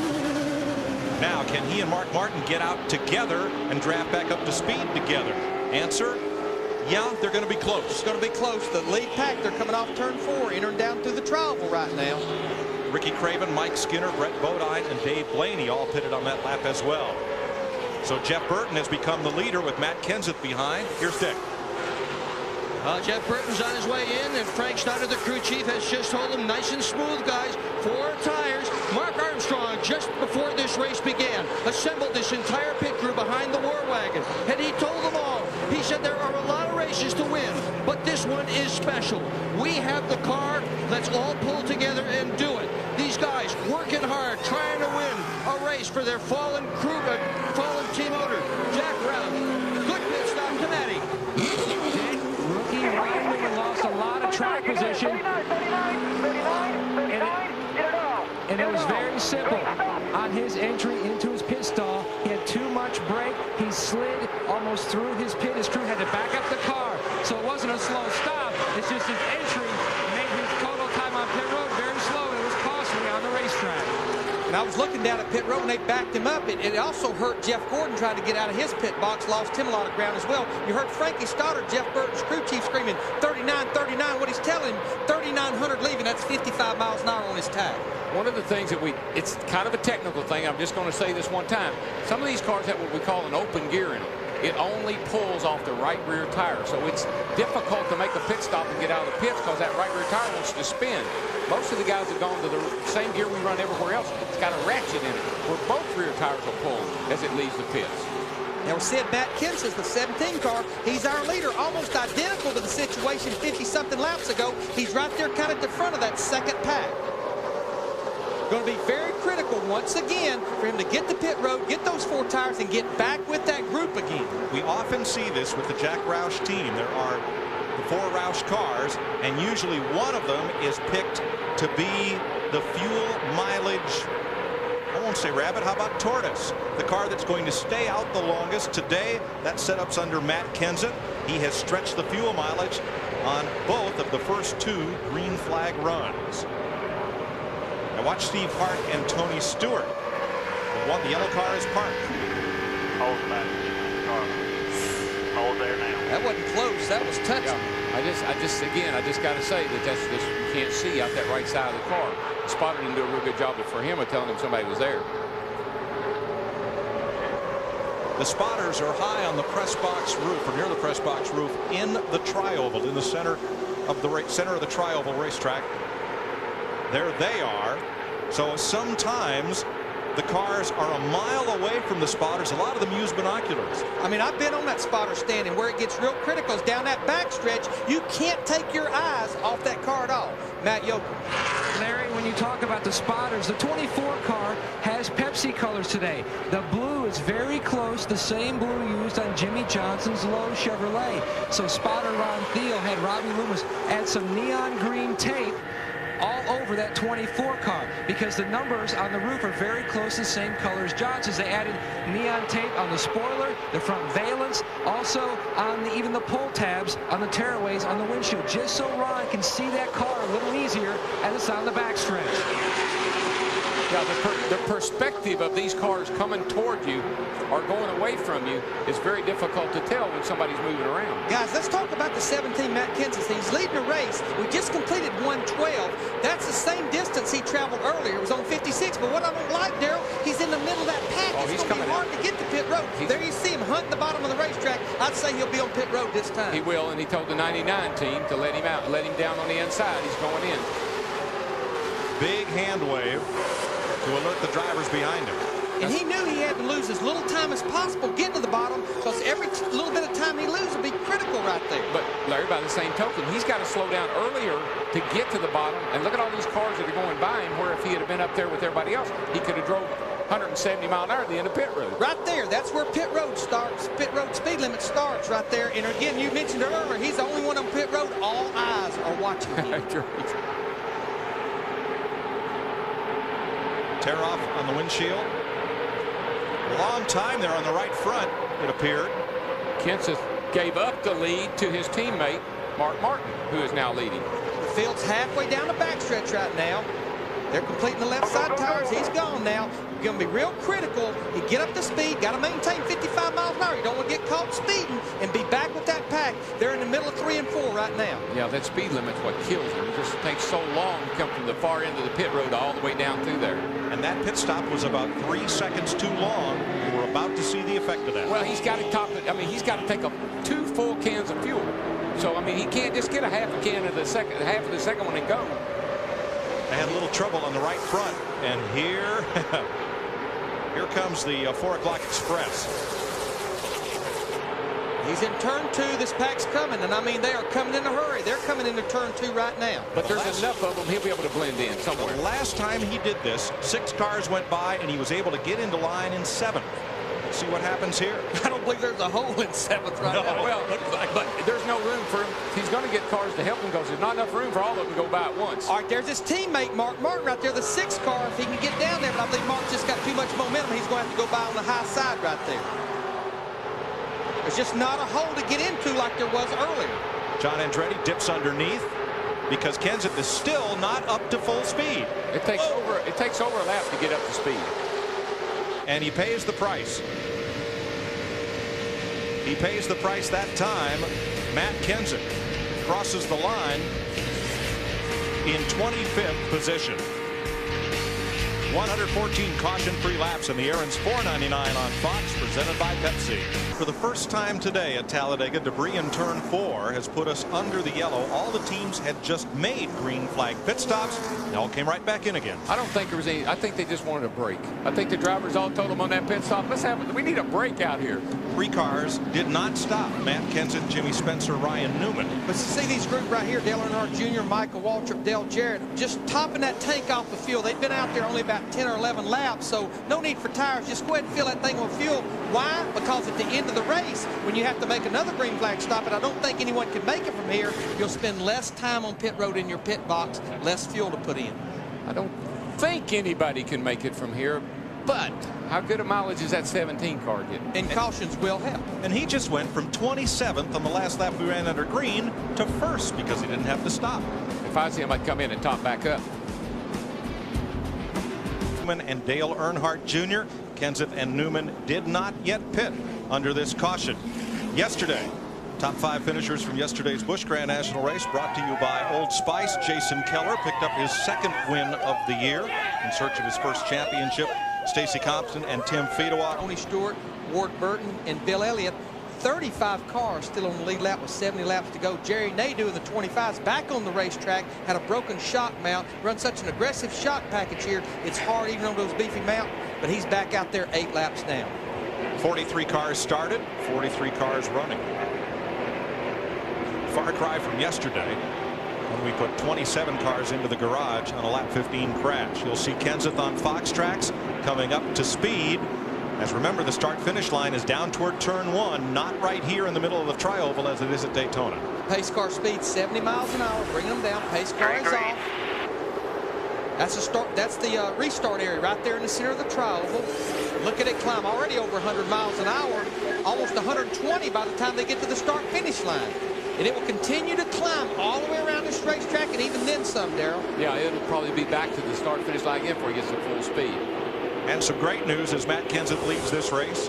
His car owner Jack Roush, injured in a plane crash Friday evening, has his condition at University Hospital in Birmingham upgraded from critical to serious. So very good news. Yes. Very much so. Our prayers are certainly with Jack and his entire family and organization. And here they end the backstretch, 185 miles an hour over in turn 3. Falls down a little bit right there, only a couple of miles an hour in the middle of 3 and 4. Dale Earnhardt Jr. to 2nd and looking for the lead. Kenseth to block, as they say on the squares. Close the door. Just kind of close the door on him. Ryan Newman's go from 2nd to about 6th by the time they get to the start-finish line. Steve Burns. Mike, with Robbie Reiser. Robbie, you guys seem to be getting great gas mileage. Tell us about your strategy. Well, we were getting a little bit of gas mileage in there when all the guys pitted. They were around us, kept us in a draft, so I just stayed out there. And, you know, same with the 2nd stop here. When they did that again, I stayed out because they had the cars all around us, was running the same speed. So really didn't have nothing to lose except for just, you know, if we couldn't got the caution a little earlier, we'd be on our own lap. So, you know, the Ford's running good. Talladega, you got to draft your way through there, and that's what we're doing. All right, let's go to Matt Yoakum. Steve, Matt Borland is Ryan Newman's crew chief. Matt, why did you stay out, not come in and at least top off? Well, we only had about 9 laps worth of fuel burned off, and we were in the back because of that bad pit stop, so we figured it'd be a lot safer to be out front. We might hurt a couple positions at the end of the race, but no one else can make it to the end anyway, and we figured it'd be safer if a big wreck does happen. Trying to pull off their first-time win and join 8 other drivers who pulled off that feat, and you can hear by the crowd, someone has retaken the lead. Now, this is a little different. This time, when Earnhardt Jr. went with Michael Waltrip, Michael could not stay with him at the front. Kenseth's got a pretty fast car. I mean, he's able to hang right there. You want to know what blocking looks like? Now, Kenseth has help from his Roush teammate, the Ford of '97, Kurt Busch. We'll see how strong Dale Earnhardt Jr. in that 8-car Budweiser car is right here, because he's being ganged up by those Fords right now. Look at that. 1, 2, 3, 4, 5 of them. 4 Roush cars and Ryan Newman in the middle. You know what we haven't done today? Uh-oh. Crank it up. 20,000 horsepower. Man, Michael just got back to the 8.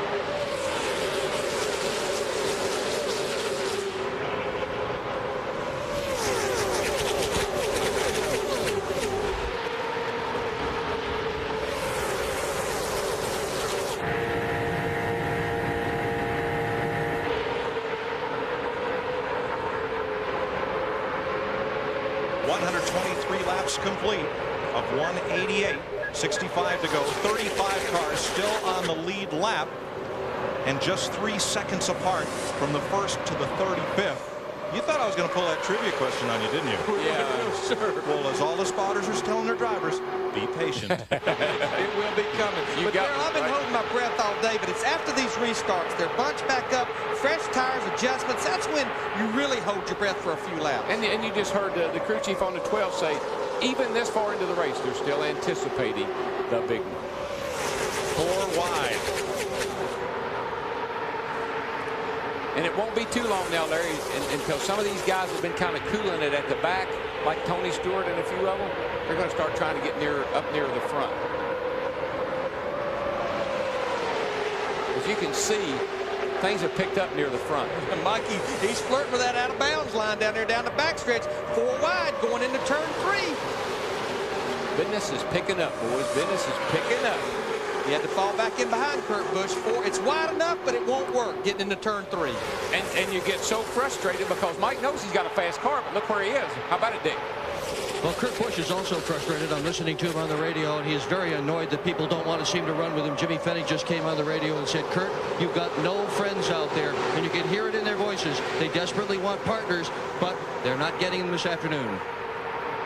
And listen, guys, it's not like you can orchestrate these things. You can't set things up. You go with the guys that's with you, whoever's around you. Well, that's your partner at the time because it's going to change. I mean, 10 years ago, 8 or 9 cars in the lead draft, you could do it. Look at this pack out here. How do you orchestrate a partner or a friend? I wouldn't even want to be looking for somebody to run with. But also, Darrell, this is only Kurt Busch's 3rd restrictor plate race ever. Is this where that experience comes in? Is you want to go with the people you know? I think so, because they don't, the kid, he doesn't have enough experience to know what to do all the time. Might know what to do to get to the front, but does he know what to do all the time? No disrespect to him. He's a great talent. We see him win races. But this is chess at its highest level.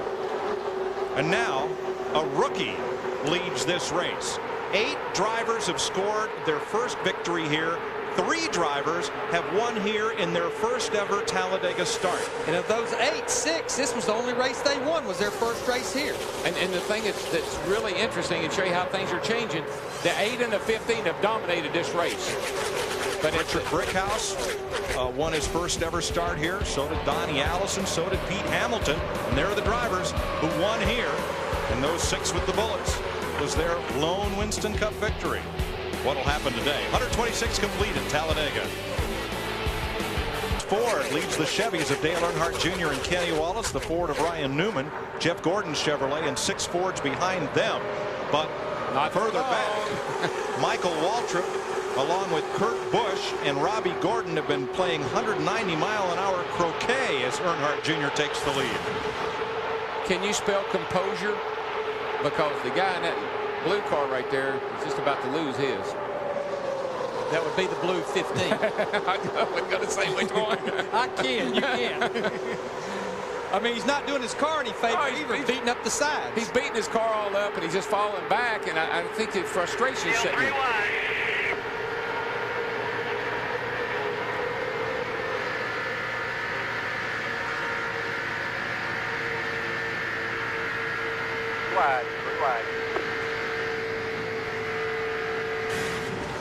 This is when you've been out there on the racetrack for the last 2.5 hours. You've been up front all day long, and now you find yourself falling back in the clutches of all these other cars. Now's when you got to think. Now's when you got to figure out, how am I going to get back to the front? Because you know he's got a fast enough car to do it. Darrell, have you ever seen where maybe after a caution, sometimes a driver will somewhat lose his focus a little bit after running 100-something laps without a caution, and you have a caution, things change? I have, Larry. It's happened to me. I've always, thought, well, gosh, we've done so well, I think I'll take a little breather here, and you see what happens. Michael Waltrip has fallen back to 26th.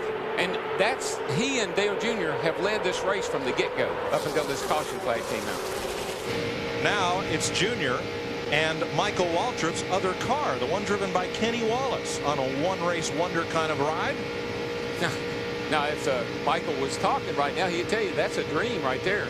Now, a dream machine. Here's a fella looking for his first Winston Cup win on a track that has rewarded 8 first-time winners. And I believe Kenny Wallace could have won this race last year, or 2 years ago now, but he helped Dale Earnhardt win the race. He stayed with Dale. He came in second, but he helped Dale win the race. And Michael Waltrip's Busch crew is looking after this car and doing the pit stops on pit road for it. Kenny said he helped Earnhardt win that race because Earnhardt helped him get all the way from the back to the front. It was the race where he did that system. Started 17th, and then 5 laps was leading the race, and Kenny helped him all the way to the front. Up through the middle. Right through the middle. 55 laps to go. Here's our Subway race summary. 9 leaders, 24 lead changes. 186 miles an hour, the average green flag lap. Still 35 cars on the lead lap, none in the garage, and only 1 caution. That's for debris. It lasted 4 laps. Well, I still think at the end of the day, and certainly this is no great prediction, but that 8 car is the guy you got to beat.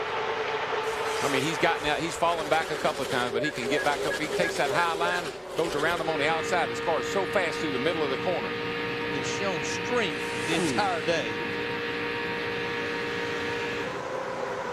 Ryan Newman, after such an impressive ride, get off the pace. Yeah, he's losing ground fast. If it is an engine problem, this will be 3 weeks in a row that team has suffered engine problems caused by a busted radiator last week at Martinsville. Yeah, he's definitely falling back there. He's got the cylinder down. Still down on cylinder. Kyle Petty battling along in the bottom lane, started in the 6th row today. This is when people surprise you. Just like Michael, and just like he's surprised how good everybody's running, because everybody's getting everything out of their car now they can. They're not holding anything back. They know they got to make one more stop. They're going to get all out of these babies they can. Now's the time to show. Talked about Kyle. He's in 8th place. We're riding with Jeff Gordon, who's 10th. Matt, what's the story on Newman? Matt Borland jumped off the box and said he's down on a cylinder. They're talking to the engine specialist, the engine tuner on this team right now, and they're also going to get back and talk to Ryan, but right now it does not look good for Ryan Newman. He's battled up toward the front all day and now fallen to the tail end of the line, but still on the lead lap. Jeff? Mike, one guy we don't want to overlook here is Elliott Sadler. Runs second to Daytona 500. Started way back today. Has now worked himself up to 3rd place and looking pretty strong again. His best finish here in 5 races, 17th in the year 2000. 135 laps complete. 53 to go. World's fastest speedway. Our restricted plate races, that's Daytona and Talladega, and Kenny Wallace, who had one of his 3 career second-place finishes here, is in second place. Elliott Sadler, the Daytona 500 runner-up, is third. Kurt Busch, Jeff Burton, the top 5. Sterling Marlin in that 40 car dipping down to the low side, seeing if anybody come with him. Right now, he's pretty much down there by himself. Look at the interval on the Fox track, losing a lot of ground. Yeah. There's help coming, but it's a long way back there. I mean, it's already getting close to a second back. That's what they told General Custer. Yeah.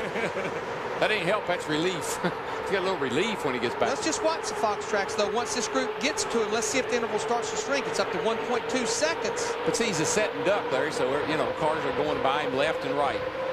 He lost his momentum. Yeah, they're splitting him right now. He's caught in the middle. A little bit of help from Bobby Labonte coming, but... Whoa, boys. Easy now. That wasn't the kind of help you need. These cars, maybe they're not as big as they look. Maybe when you're out there, they're not as big as they look from up here. They just fit in places. Michael Waltrip's finally gone up to the high side, but Robbie Gordon and Ricky Craven touch. Boy, Michael and Robbie Gordon, I don't know if they're working together or against each other. I haven't made up my mind yet. I would say, but you don't have to work against me. You don't have to work with me. Just don't work against me. That's right. Well, fellas, guess what else we haven't done today? Cranked it up, so this must be it. Radio Shack Trivia. We talked about the 3 drivers, Richard Brickhouse, Pete Hamilton, Donnie Allison, who won here in their first start, but who started the most Talladega Winston Cup races before getting his first win here?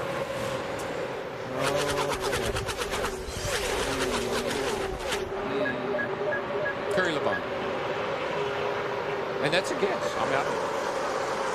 All right, let's go to the Hollywood Hotel. They've got the books. They've been looking it up. No notes. No, it's Sterling Marlin here. This is just research from the week ahead. That's all. Oh, yeah. Right. Can't believe it. How about that? Chris Myers is right on the money, guys. It's an upset. What's happening in this world? I'm impressed.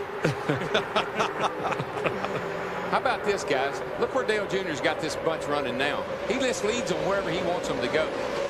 He's got them all running right out next to the wall. He's the Pied Piper of Talladega right now. He said, let's all run up here a while. So they say, yep, Kenny Wallace is doing exactly what I'd do. I'd follow the 8 car. If he went in the garage, I'd go in the garage with him.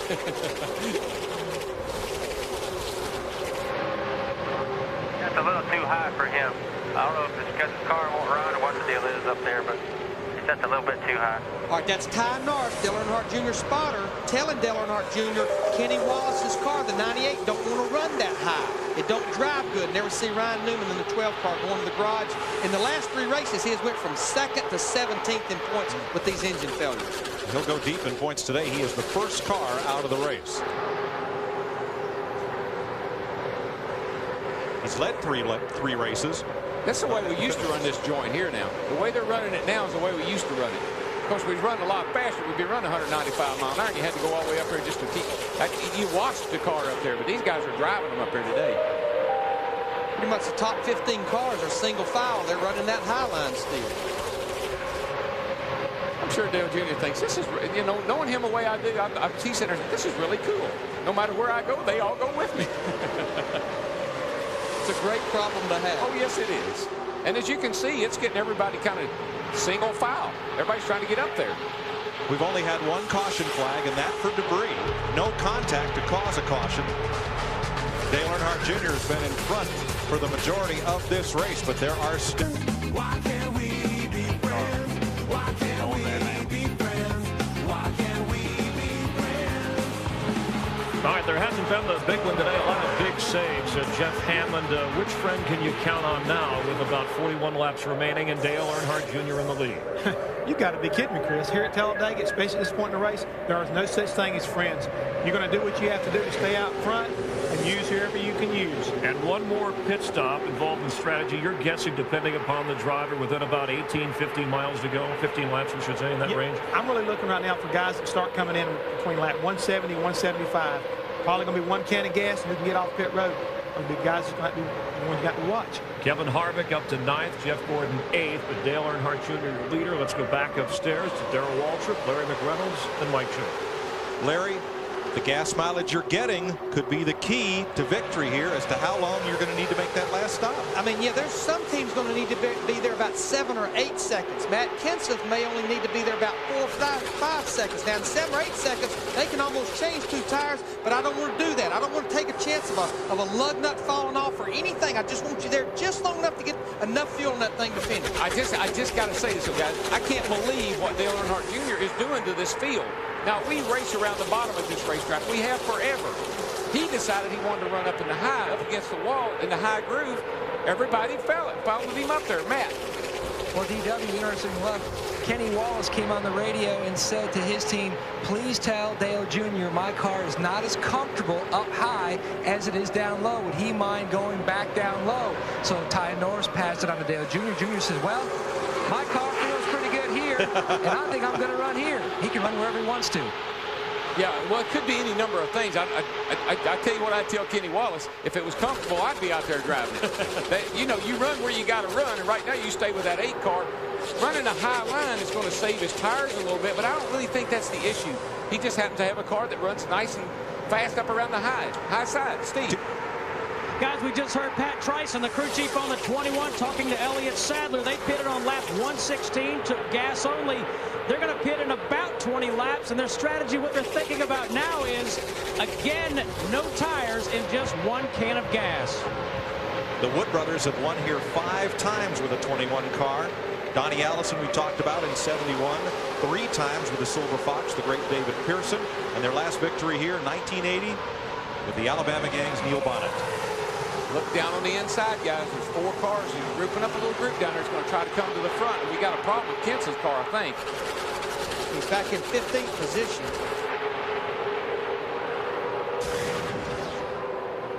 Watch the hood on this car. Oh, yeah. See, that's that turbulence and the wind buffing around on it. The boat has come out. There's a boat right there, and it's come out of the hood. Steve? Yeah, Mike, we've heard Sterling Marlin talking to his crew chief Lee McCall and Tony Glover, and he's been screaming, saying, get NASCAR to talk to the 17. That hood's going to come flying off, and he's been saying it for the last 5 laps. Well, the good thing, Steve, is it's the hinge at the back of the hood and not one of the pins at the front of the hood that's gone. And as long as the vibration don't shake the pins out, but normally for the race, the teams actually take the hood pins in, so it still has 4 hood pins plus the boat on the right side. The pressure, the air pressure will hold it down. You'll see it buff up every now and then. That's just because a little wind will get under the hood. But at these speeds, Darrell, you almost feel that has to be affecting that race car aerodynamic. It would hurt the performance. It'd hurt the engine and everything. Larry, one other thing you didn't mention that a minute ago is NASCAR's also got what they call hood tethers on these things now. In the event a bolt does come out, it'll keep the hood from flying all the way off the car. It will not help the aerodynamics, but it will, as far as a safety issue, keep the hood attached to the car. And that all started after the 1997 Daytona 500. Ernie Irvin in the 28 car, his hood went in the back grandstands. But that bottom line with Michael, he finally got some help down there, and now things are going to. Bennett's going to pick up again. Dale Jr. is going to have to decide what he wants to do here. Here comes the 21 car on the bottom. He needs to drop down in front of him. He went down because he was looking in the mirror and he saw the car, Jimmy Johnson, come down behind him. So he made the defensive move all at the same time, and he may pay the price here. Look at Michael, though. He's dropping even lower. Look at the help. He's got Dale Jarrett. He's got Kyle Petty down there. He's got lots of help. Is he going to slide up in front of Elliott Sadler right here, though? No, he's going to tag on to Kenny Wallace. His other teammate. Now we'll say, okay, now I think I'll run the bottom a while. Yeah. But now Kenny Wallace, he didn't like being up top. Now he has a friend down at the bottom, but look who else goes to the bottom. Dale Earnhardt Jr. Nate, he's back to the bottom. Okay. Now the leader's family owns the 3rd place car. The guy driving the 2nd place car owns the 2nd place car. The guy driving the 2nd place car owns the 3rd place car. It's pretty incestuous out there, Darrell. I don't like this. This is getting ugly back in here, guys. Pull them all back up here. We get 3 wide.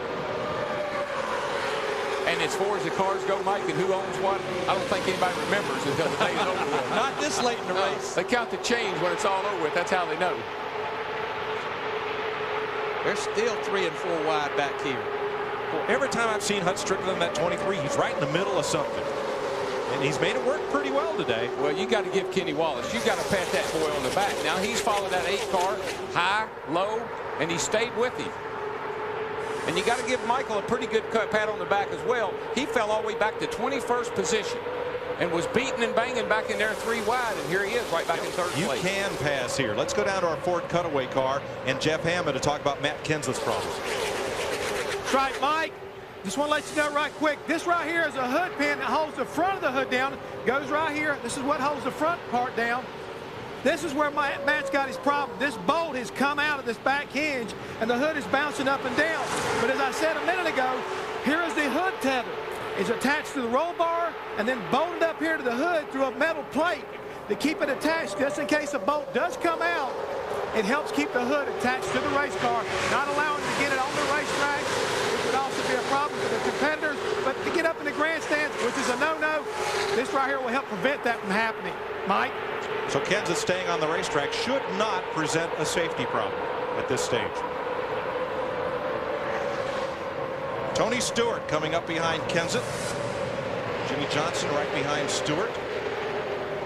We've had a lot of unfamiliar names at the front today, but as this race unwinds here, you're going to start hearing names like Jarrett. Where'd he come from? 4th. Sterling Marlin, 7th. Jeff Gordon, 8th. Tony Stewart ran at the front early, went to the back. Now he's working his way back to the top 10, up in 12th. How quickly things change. Dodge is the first of those. 5th placed Kyle Petty. Kyle finished 2nd here in 1985. He has 18 top 10s here in 41 starts. The most recent of those right here in the spring of 2000. One thing you need to be looking at, we keep talking about this last pit stop.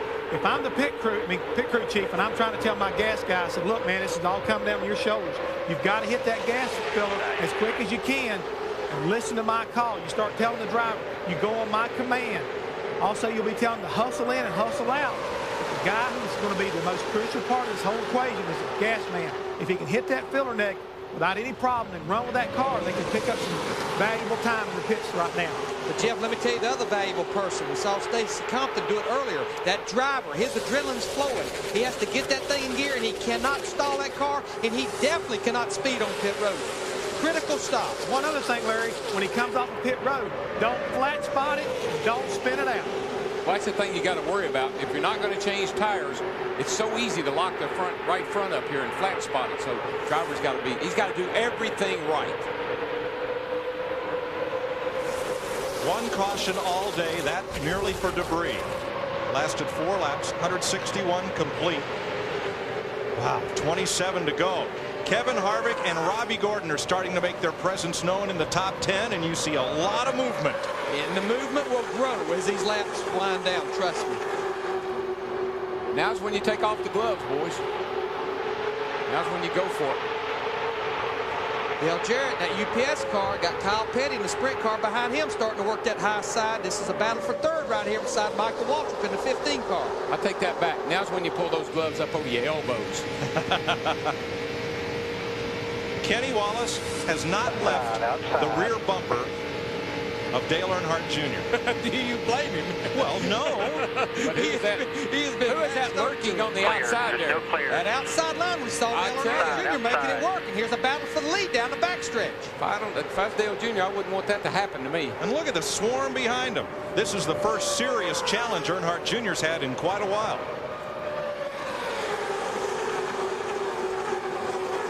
I think what we'll see here is I think you got 2 race cars that are pretty equal. They're going to run side by side for a while, I'm afraid. Of course, these cars, now they're coming in a pit. They'll be out of the way. They wanted to get out of the way. Man, that's the best place for them. I saw trouble there. Frank Kimmel and Jerry Nadeau. How about Dale Jarrett? Started 41st. Here he is in the lead.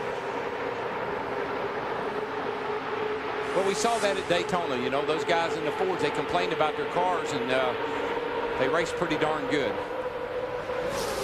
Uh-oh, Kyle caught up the field. Accordion's back. Whoa, man. Trouble. Stewart in the wall. Here we go. Here we go. Robbie Gordon's in at the 33. Harvick is around. Here we go, guys. The big one. It's just a matter of time. At least 20 cars.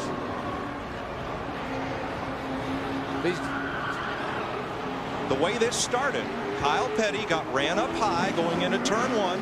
And as he tried to find a place in line, the whole field kind of accordioned together. Mayhem.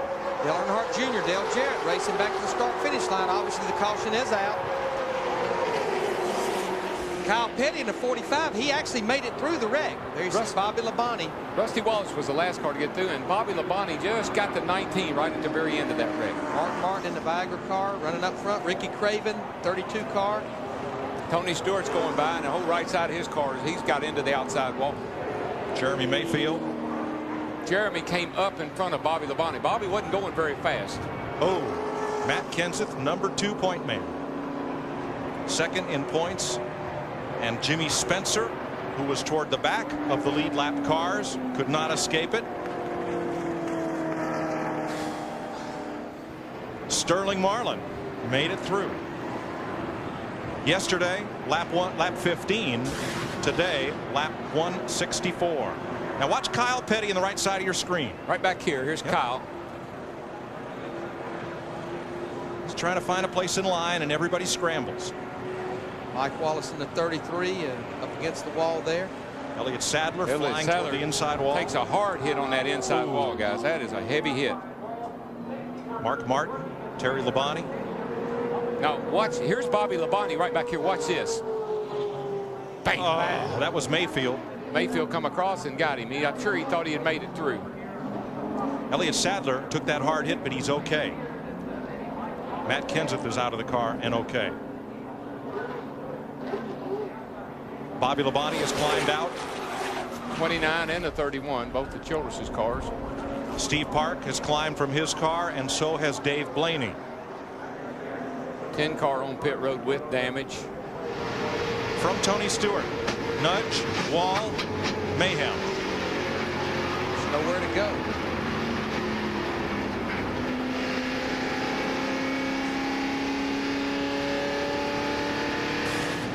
And the leaders will pit. Steve Burns. Like Kenny Wallace is in the 98. If this race had stayed green, they would have gone gas only, but they're afraid. Crew chief Bobby Kennedy, Dale Jarrett is out of the pits. Crew chief afraid they're going to run over something. 4 tires for him. Let's go to Matt. Steve, a 2-tire change for Dale Earnhardt Jr., and he will beat the 88 on pit road. They were also debating about going no tires on their last stop around lap 172 or so to Dick. Kurt Busch came in, he took outside tires. Meanwhile, up and down pit road, this place is just full of race cars that are all bent up. Steve Parker, the number 1, is getting service. Tony Stewart's car is bent up. His crew is working on it. Stewart, a lot of damage in the left front corner of the car. Several cars damaged beyond repair, but they're going to try to get as many of them back out as they possibly can. For the most part, the leaders, they took 2 tires and full of fuel, so that they're good to go from here. You know, the only thing you worry about, did they run over debris with those left side tires? A few of the leaders took 4, but for the most part, most of them just took 2 tires. And just like yesterday, Rusty Wallace got a little damage there where he got in the back of somebody, obviously. But just like yesterday, if you were in the front, it was safe. But anywhere else, and you were in big trouble. Darrell, let's have another look. Yeah, you see right here as they come off the corner, of course, this is the lead up here, the guys out front. Boy, watch that 21 car go out across there. And I mean, that thing is picking up speed. Bam! Right into the end of that wall. It's a good thing that was on the right side. He climbed out and walked to the ambulance. Elliott Sadler was okay. Robbie Gordon right in the midst of this. Man, look how quickly. You see how quickly that car turned? It just makes you dizzy watching it. Happens in a hurry. Someone caught him in the right rear, Darrell. I'm not sure who. Is this Mayfield?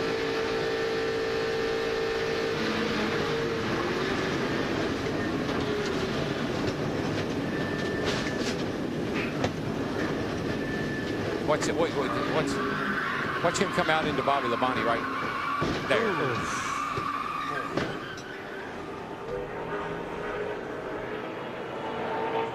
That was Kevin Harvick tipped Robbie Gordon there in the middle of it. And look, that's Bobby Labonte spinning around there by Kyle. I can't tell if he had hit anything. He gets it straightened up, and I'm sure he's thinking, man, I may have made a great save. Until then. Dick Burton. Robbie Gordon started on the outside of the front row, ran well all day. It looked like he was headed for at least a top 5 finish, maybe even a win. He's now behind the wall, car jacked up. What happened out there? I don't know what happened. Total disappointment for the singular team. You know, we had a really good car driving along. Somebody clipped me from the back, so I don't know what happened. I was just holding my own line. So who knows? I don't know who did it, but it's just kind of been our luck all year. This team's really, really coming around. We just need some luck, and that's just hurting us. But, you know, I'm really proud of the guys. They did a good job all day. We kind of had a plan. We were just going to ride around in the back there and position ourselves for the end. Unfortunately, we weren't in the position where we could miss the big wreck. We're glad you're okay, Robbie. Johnny Benson getting some water and air from fire extinguishing foam there and powder. He was trying to limp around to the pits, and something in the left rear of the car caught fire. Darrell, that powder is designed to suck the oxygen out of that fire, and inhaling that is not good. No, it isn't. And you know, we've got those coolers in the car that blows air into our helmets. If he got some of that sucked in that box and it blew it even inside of his helmet, that could be really bad. And a lot of times air for that box is in that left rear quarter window, so it was all going right through his box into his helmet, possibly. All three of Ray Evernham Dodge's involved: Bill Elliott, Jeremy Mayfield, and Casey Atwood. There's the 5 car. Involved in the crash: Mike Wallace, Dave Blaney, Mayfield, Park, Robbie Gordon, Kenseth, Bobby Labonte, Harvick, Sadler, Grissom, Schrader, Benson, Andretti, Martin, Skinner, Stewart, Spencer, Wallace, Mayfield. Cars everywhere. I mean, the 5th place car had a problem. That's what happens. Elliott Sadler. This has got to be a bad ride right here. What's he saying? Fortunately, it got around on the right side. A big crash at Talladega. 21 laps to go. We'll be right. We're under the second caution of the day. The first one merely for debris, and this was the big one. Johnny Benson is being treated by the emergency workers here. You can see Johnny, he's sitting up and he's okay, but he got some of that fire extinguisher powder apparently when that car caught fire at the left rear, and that's nasty stuff. You don't want to be inhaling that. Yeah, it was I mean, it was a bad thing. They had to put the fire out, and he's still in the car. Steve Burns. Mike, Dave Blaney just come from the infield care center. Dave, first of all, you okay? Yeah, I'm fine. Everybody, that's all I was. And I was too far back from it to even see how it started. I just Benson's rear end went up in the air and I hit it and just hung on. All right, thanks, Dave. Let's go to Dick Berggren. Well, Steve Park's crew is working on the nose of this car, and they have a great deal of work to do. They're trying to fabricate new fenders for the thing. They're going to have to change the radiator. An awful lot of work. This is the second wreck of the weekend for Park. He was not the villain in either of those. The first one, it was a cut tire in practice. This one, an innocent victim. Steve, what happened out there? It just looked like the 33 got into the 20, and you know, you get so late in the race, it's uncalled for. I mean, the 20 wasn't doing nothing wrong, and it just, you know, all the fans saw the big wreck yesterday and didn't want to see it today, and none of us wanted to see it, and it happened. So unfortunately, the Pennzoil car got caught up in it, but these guys are working hard to get us back out and get as many laps as we can. Okay, thanks. To Steve Burns. Bobby, tell us what happened. Yeah, I looked up.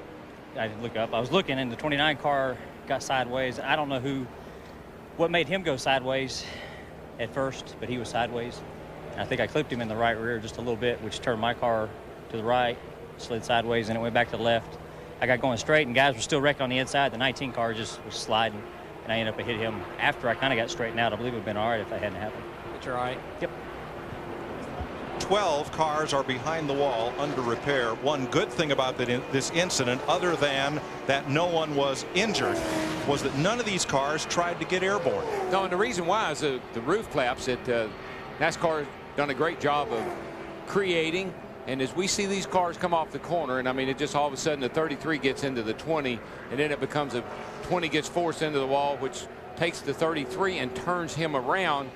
They start bouncing off of other cars. But watch, there's a roof flap that's deployed right there. And if we roll a little bit further, you'll see the 29, I think, here, his deploy right there. And Jeff, maybe you can explain to the folks at home what that's all about.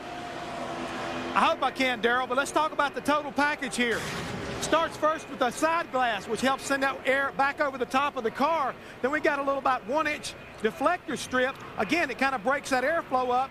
And when that goes in operation, it also activates the roof flap. When you start backwards or sideways, it comes up, and just like on an airplane, it makes this car decelerate. It's an air brake.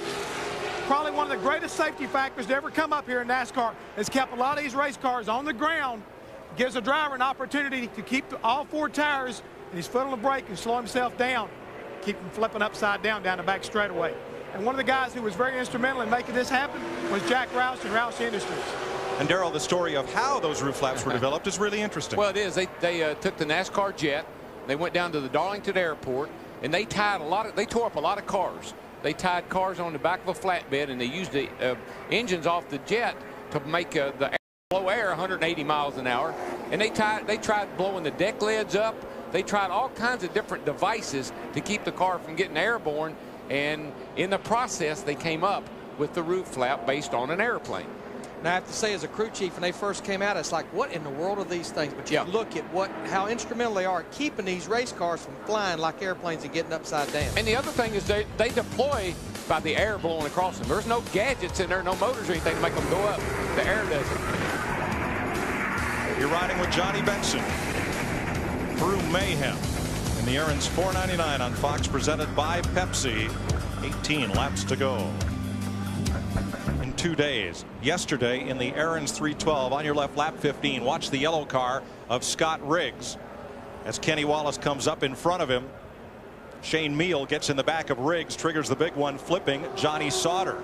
Today on the right side of your screen, Kyle Petty coming up the racetrack looking for a hole. Everybody accordions behind him, and again a melee ensues. Yesterday 27 cars, today 24 cars involved.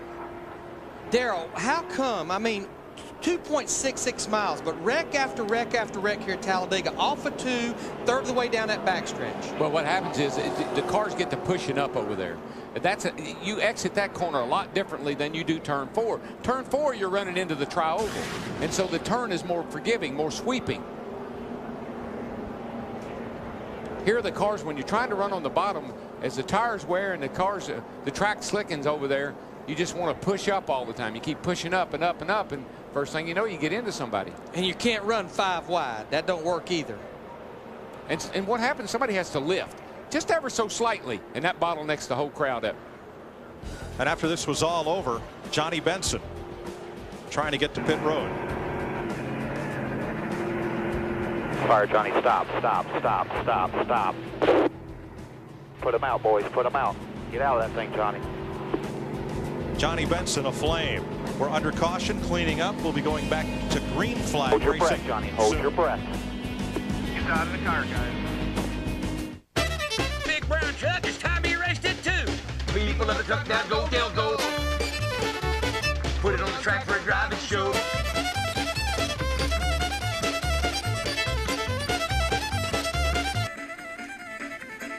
This is really getting out of hand. Race that truck, Dale. 14 laps to go in Talladega. Dale Earnhardt Jr. leading Dale Jarrett. The Aaron's 499 on Fox, presented by Pepsi. Aaron's, you can buy, you can lease, and some guys might want to lease a car about now in the place known for having the big one.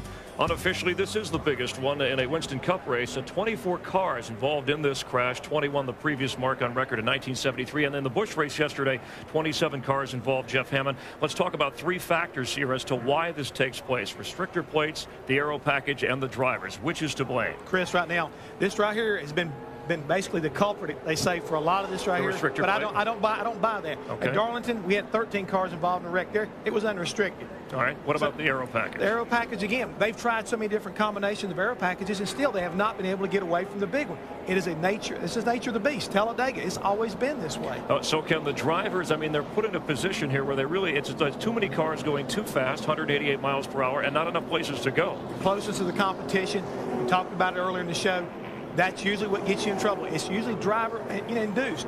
Somebody makes a mistake. It doesn't mean they did it deliberately, but it's the closest to the competition. All right, amazingly, again, no serious injuries. As we showed you, Johnny Benson treated for some heat, but doing much better, and for some problems with fire on his car. Let's go down now trackside with Dick Bergman.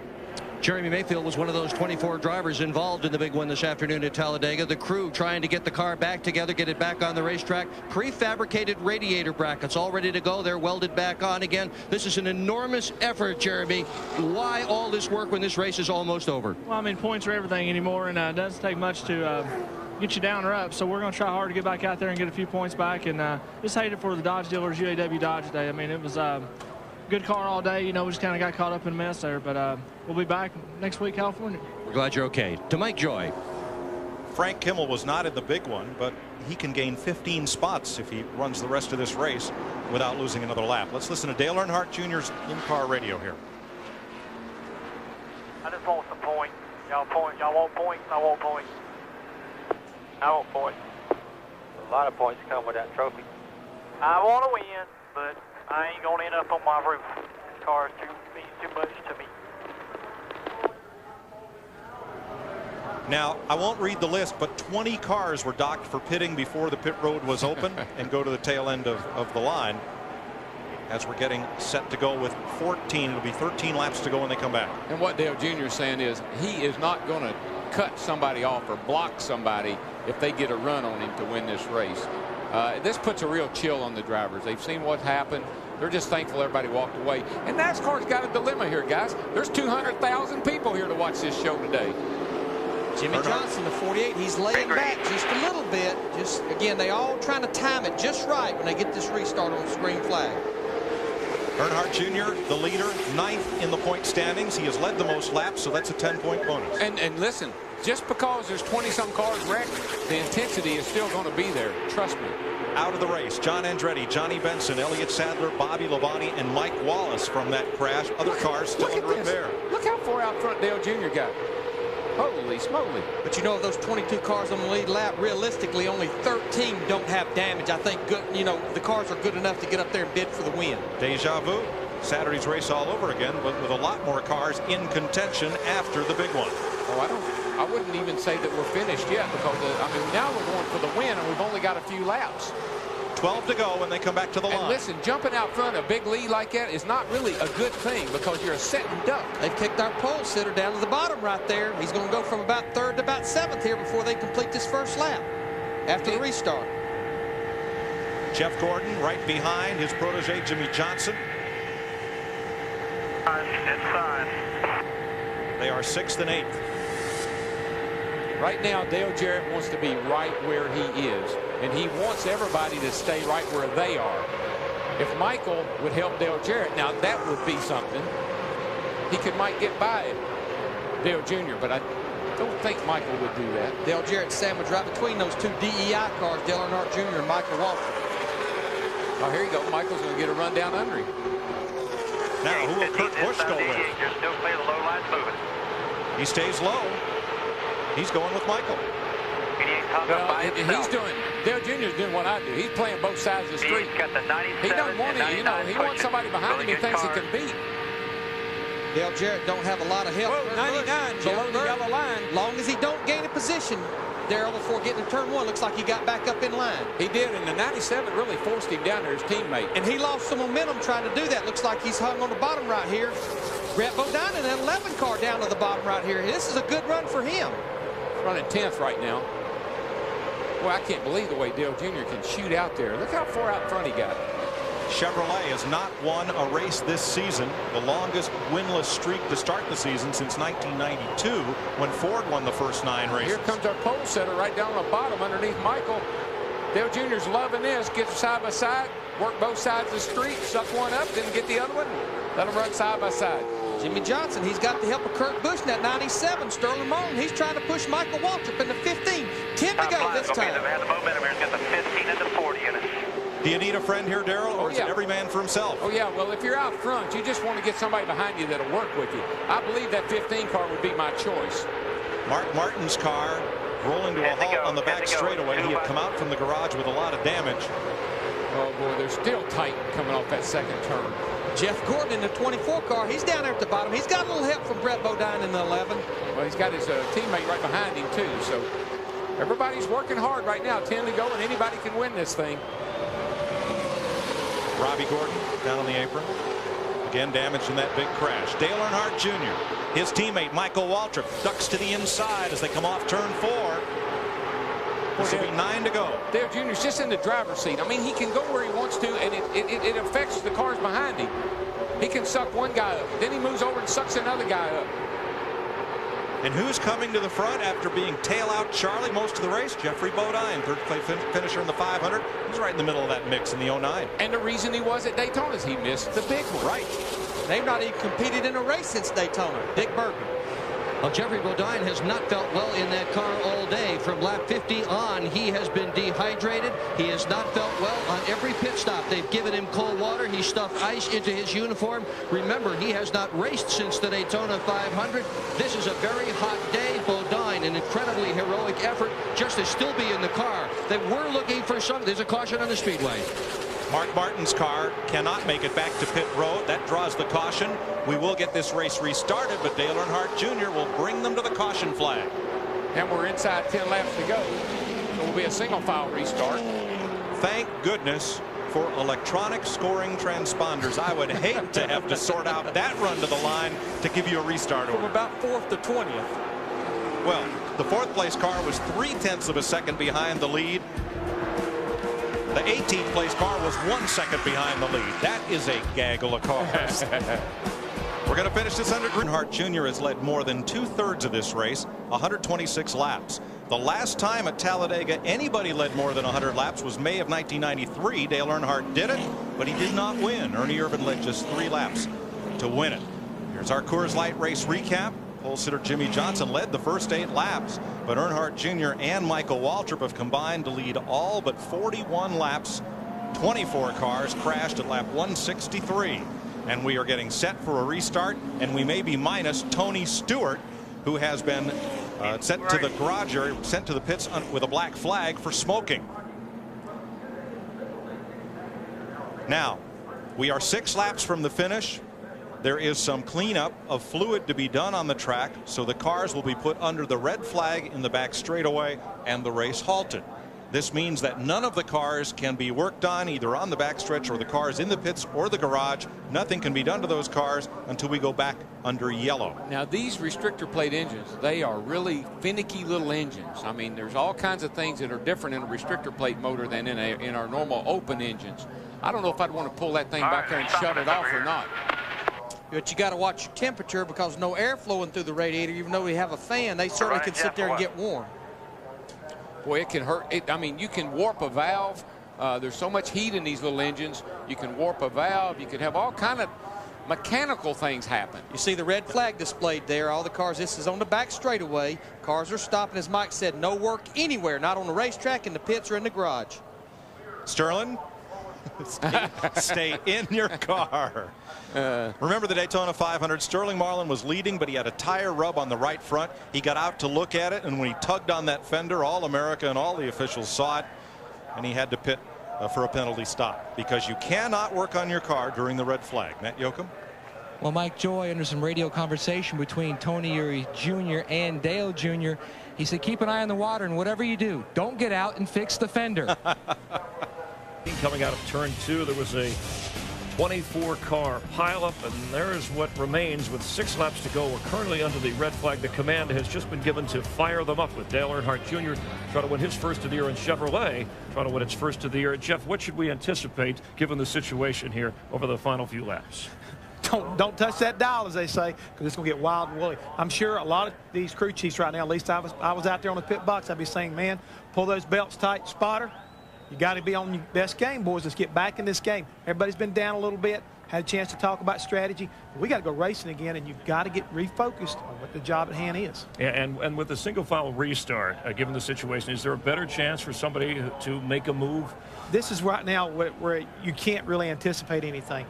Depending on what Dale Jr. does to his teammate, it could stack a lot of things up. Remember at Daytona?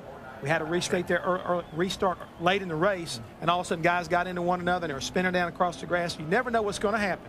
All right, and that's where the precedent, of course, was set for this finish. And let's go back upstairs.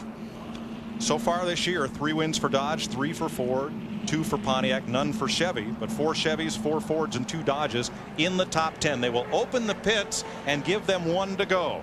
Well, let's see if we can talk to Jeff Burton in the Ford, the best Ford out there right now. Jeff Burton, this is DW in the TV tower. Bud, you got anything for them Chevrolets? Well, they're a little faster than we are, but I have a feeling they're not content to run first, second, and third here. That means that there'll be an opportunity to make something happen when one of those guys tries to make something happen. So we just got to be on our toes and try to make the right move when they make their moves, and keep the guys behind us from making a move before we make our move. We'll see if we can do all that. It sounds easy, but we'll see if we can make it happen. Hey, you know, Ward's right there with you too, bud. Could y'all team up maybe? He helped me out there just a minute ago. I was about to get in trouble, and he came up and saved me. So I got the big cat in my mirror, and I'm hoping that if I need him, he'll be there for me. But he's got to race his race too. You know, it's every man for himself out here. He's got to do what he's got to do to get the best finish he can get. If that means he can help me and get a great finish, then he'll do it. If not, then he can't. That's just the way it works, you know. Well, you got one to go here, bud. And thanks for talking to us, and good luck. But when they come back to the line, they will take the green flag with 4 laps to go. And 500 miles of holding your breath is going to come down to about 11 miles of a shootout. And the finishes here have been really close in this race the last 5 years. No race has been won by more than 0.2 of a second. Look at those numbers. Yeah, well, again, we talked about the start finish line, where it is. So when they come off of turn 4, nobody's safe. The race starts when you come off of 4. It's a long way down here, almost to turn 1, to where they declare who the winner of this event's going to be. That extra quarter mile can make a big difference. Look how far that is, Larry. Look at that. That's way down here is where we got to go to. Yes, it is. And you mentioned earlier, under 10 laps to go, a down finger restart, only lead lap cars, and there's 21 of them. Single file lead lap cars to the front, so no lap cars to contend with. Now, the last restart, Dale Jr. shot way out there. And that's really great that your car's that fast, but you're a setting duck. Those guys are going to get a run on you, and you may not be able to block them all. So he might want to lay back a little bit and get Michael going with him at the same time. Yesterday in the Busch race, Jason Keller led. Stacy Compton caught him, but could not pass him. If Earnhardt Jr. gets a big jump and they catch him, will they be able to go around? There's a number of cars here. So what's going to happen, whichever way Michael goes, if he decides he wants to race Dale Jr. for the win, whichever way he goes, Jeff Burton or one of those other cars is going to go the other way. And then that's when it's going to get interesting. See the Fox tracks, pace car speed on the racetrack, roughly 70 miles per hour. Pit road speed 55, but on the racetrack it's 70. Now, there's not a lot of laps to work with here, but I'm telling you, if I was those guys, I would lay off of Dale Jr., let him get that big run, and then I'd chase him down that back straightaway and try to make a move on him. Everywhere we go, a big lead is good, except Daytona and Talladega on a restart. In other words, Darrell, you don't want to battle him one-on-one. You want to gang up on him? Yeah, you need help. Looks like everybody's about equal except Dale Jr. He's a little quicker. It's every man for himself. You heard it. I just don't think you want to wait to that last lap, Darrell. I think you want to do it early. Got to do it. Got to do it. And if you had to do it right now. Go. Green flag. Dale Jarrett ran into the back of Sterling Marlin as they took the green. Here we go. Trying to anticipate the start. Ward Burton ducks out. Hooks up with his brother Jeff. Jimmy Johnson just ahead of them. And there you see Dale Jr. getting that big lead. Buddy, I just don't know about that. Clear 3 back. Picking Jeffrey Bodine, the 09 car there out of the line. He's to the top side. That's an awfully big lead to have there, Darrell. It is. Oh, here comes Ward Burton. Right behind him, Kurt Busch and Sterling Marlin. 3 back. Whoa! Now that's what Dale Jr. wanted to see. Get that bunch behind him. Get them racing each other. Get them side by side. Slice and dice. Play both sides of the street. Work the middle. Here comes Ward. Daytona 500 winner Burton in the 22. With help from brother Jeff in the 99. Now, if Michael will stay behind Dale Jr., I don't think they got anything to worry about. But I don't know if Michael's going to do that or not. Ooh. Those guys running side by side, that's not going to help nobody right there as far as Michael. 3 laps to go. See, one thing that Michael's worried about is that his car's not fast as Dale Jr.'s, and he's going to have to fend off these guys when they get to him. Ran through a little speedy dry there. You saw a little dust up from Michael's onboard as they went into turn 1. Boy, Junior's car is just so fast through the center of the corner. He just is able to pull everybody right there. Whoa! Jimmy Johnson. And that 48. Got a great run, but see what that zigging and zagging did to him? It broke his momentum, and there come Ward. That helped the heck out of the 22 car, and now he's up beside of Michael. But he don't have a lot of help behind him right now up there, Darrell. A lot of folks behind him, just not a lot of help. Not close. Boy, this is really nerve-wracking for Dale Jr. He's got to make the right move. He's got to make the right move to keep those guys behind him. 2 laps to go. Here comes Jimmy Johnson. He's got a fast car. He can't find any place to go. He got no place to run it. 15's got a big run. Now here comes Michael right to the back bumper of Earnhardt Jr. But watch that 8 car pull through the center of the corner. He really accelerates right through the center of the corner.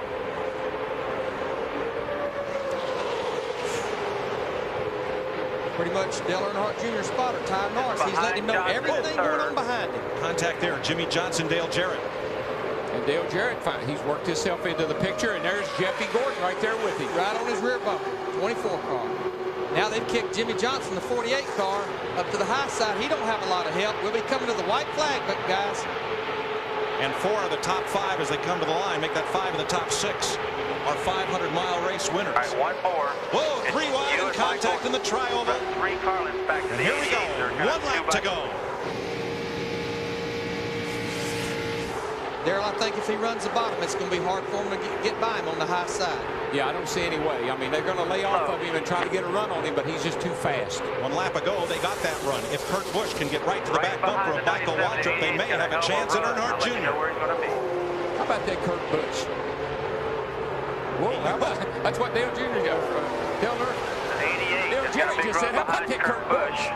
But you and Michael are single file. They kind of stalemated. They stalemate. Oh, this is Dale Jr.'s in the catbird seat now. Those guys are stalling out behind him. It's just you and bring it on home, buddy. All you got to do is worry about which way to go now for Michael. Michael doesn't want to let anybody get by him. Trying to get a run. They got it. First and second. Here comes Michael to the bottom, and he's going to run out of time. Earnhardt Jr. wins at Talladega. Michael second, Kurt Busch third, Jeff Gordon fourth, Kenny Wallace fifth in that Michael Waltrip. How about that? That's 3 DEI cars, 8, 15, and 98. First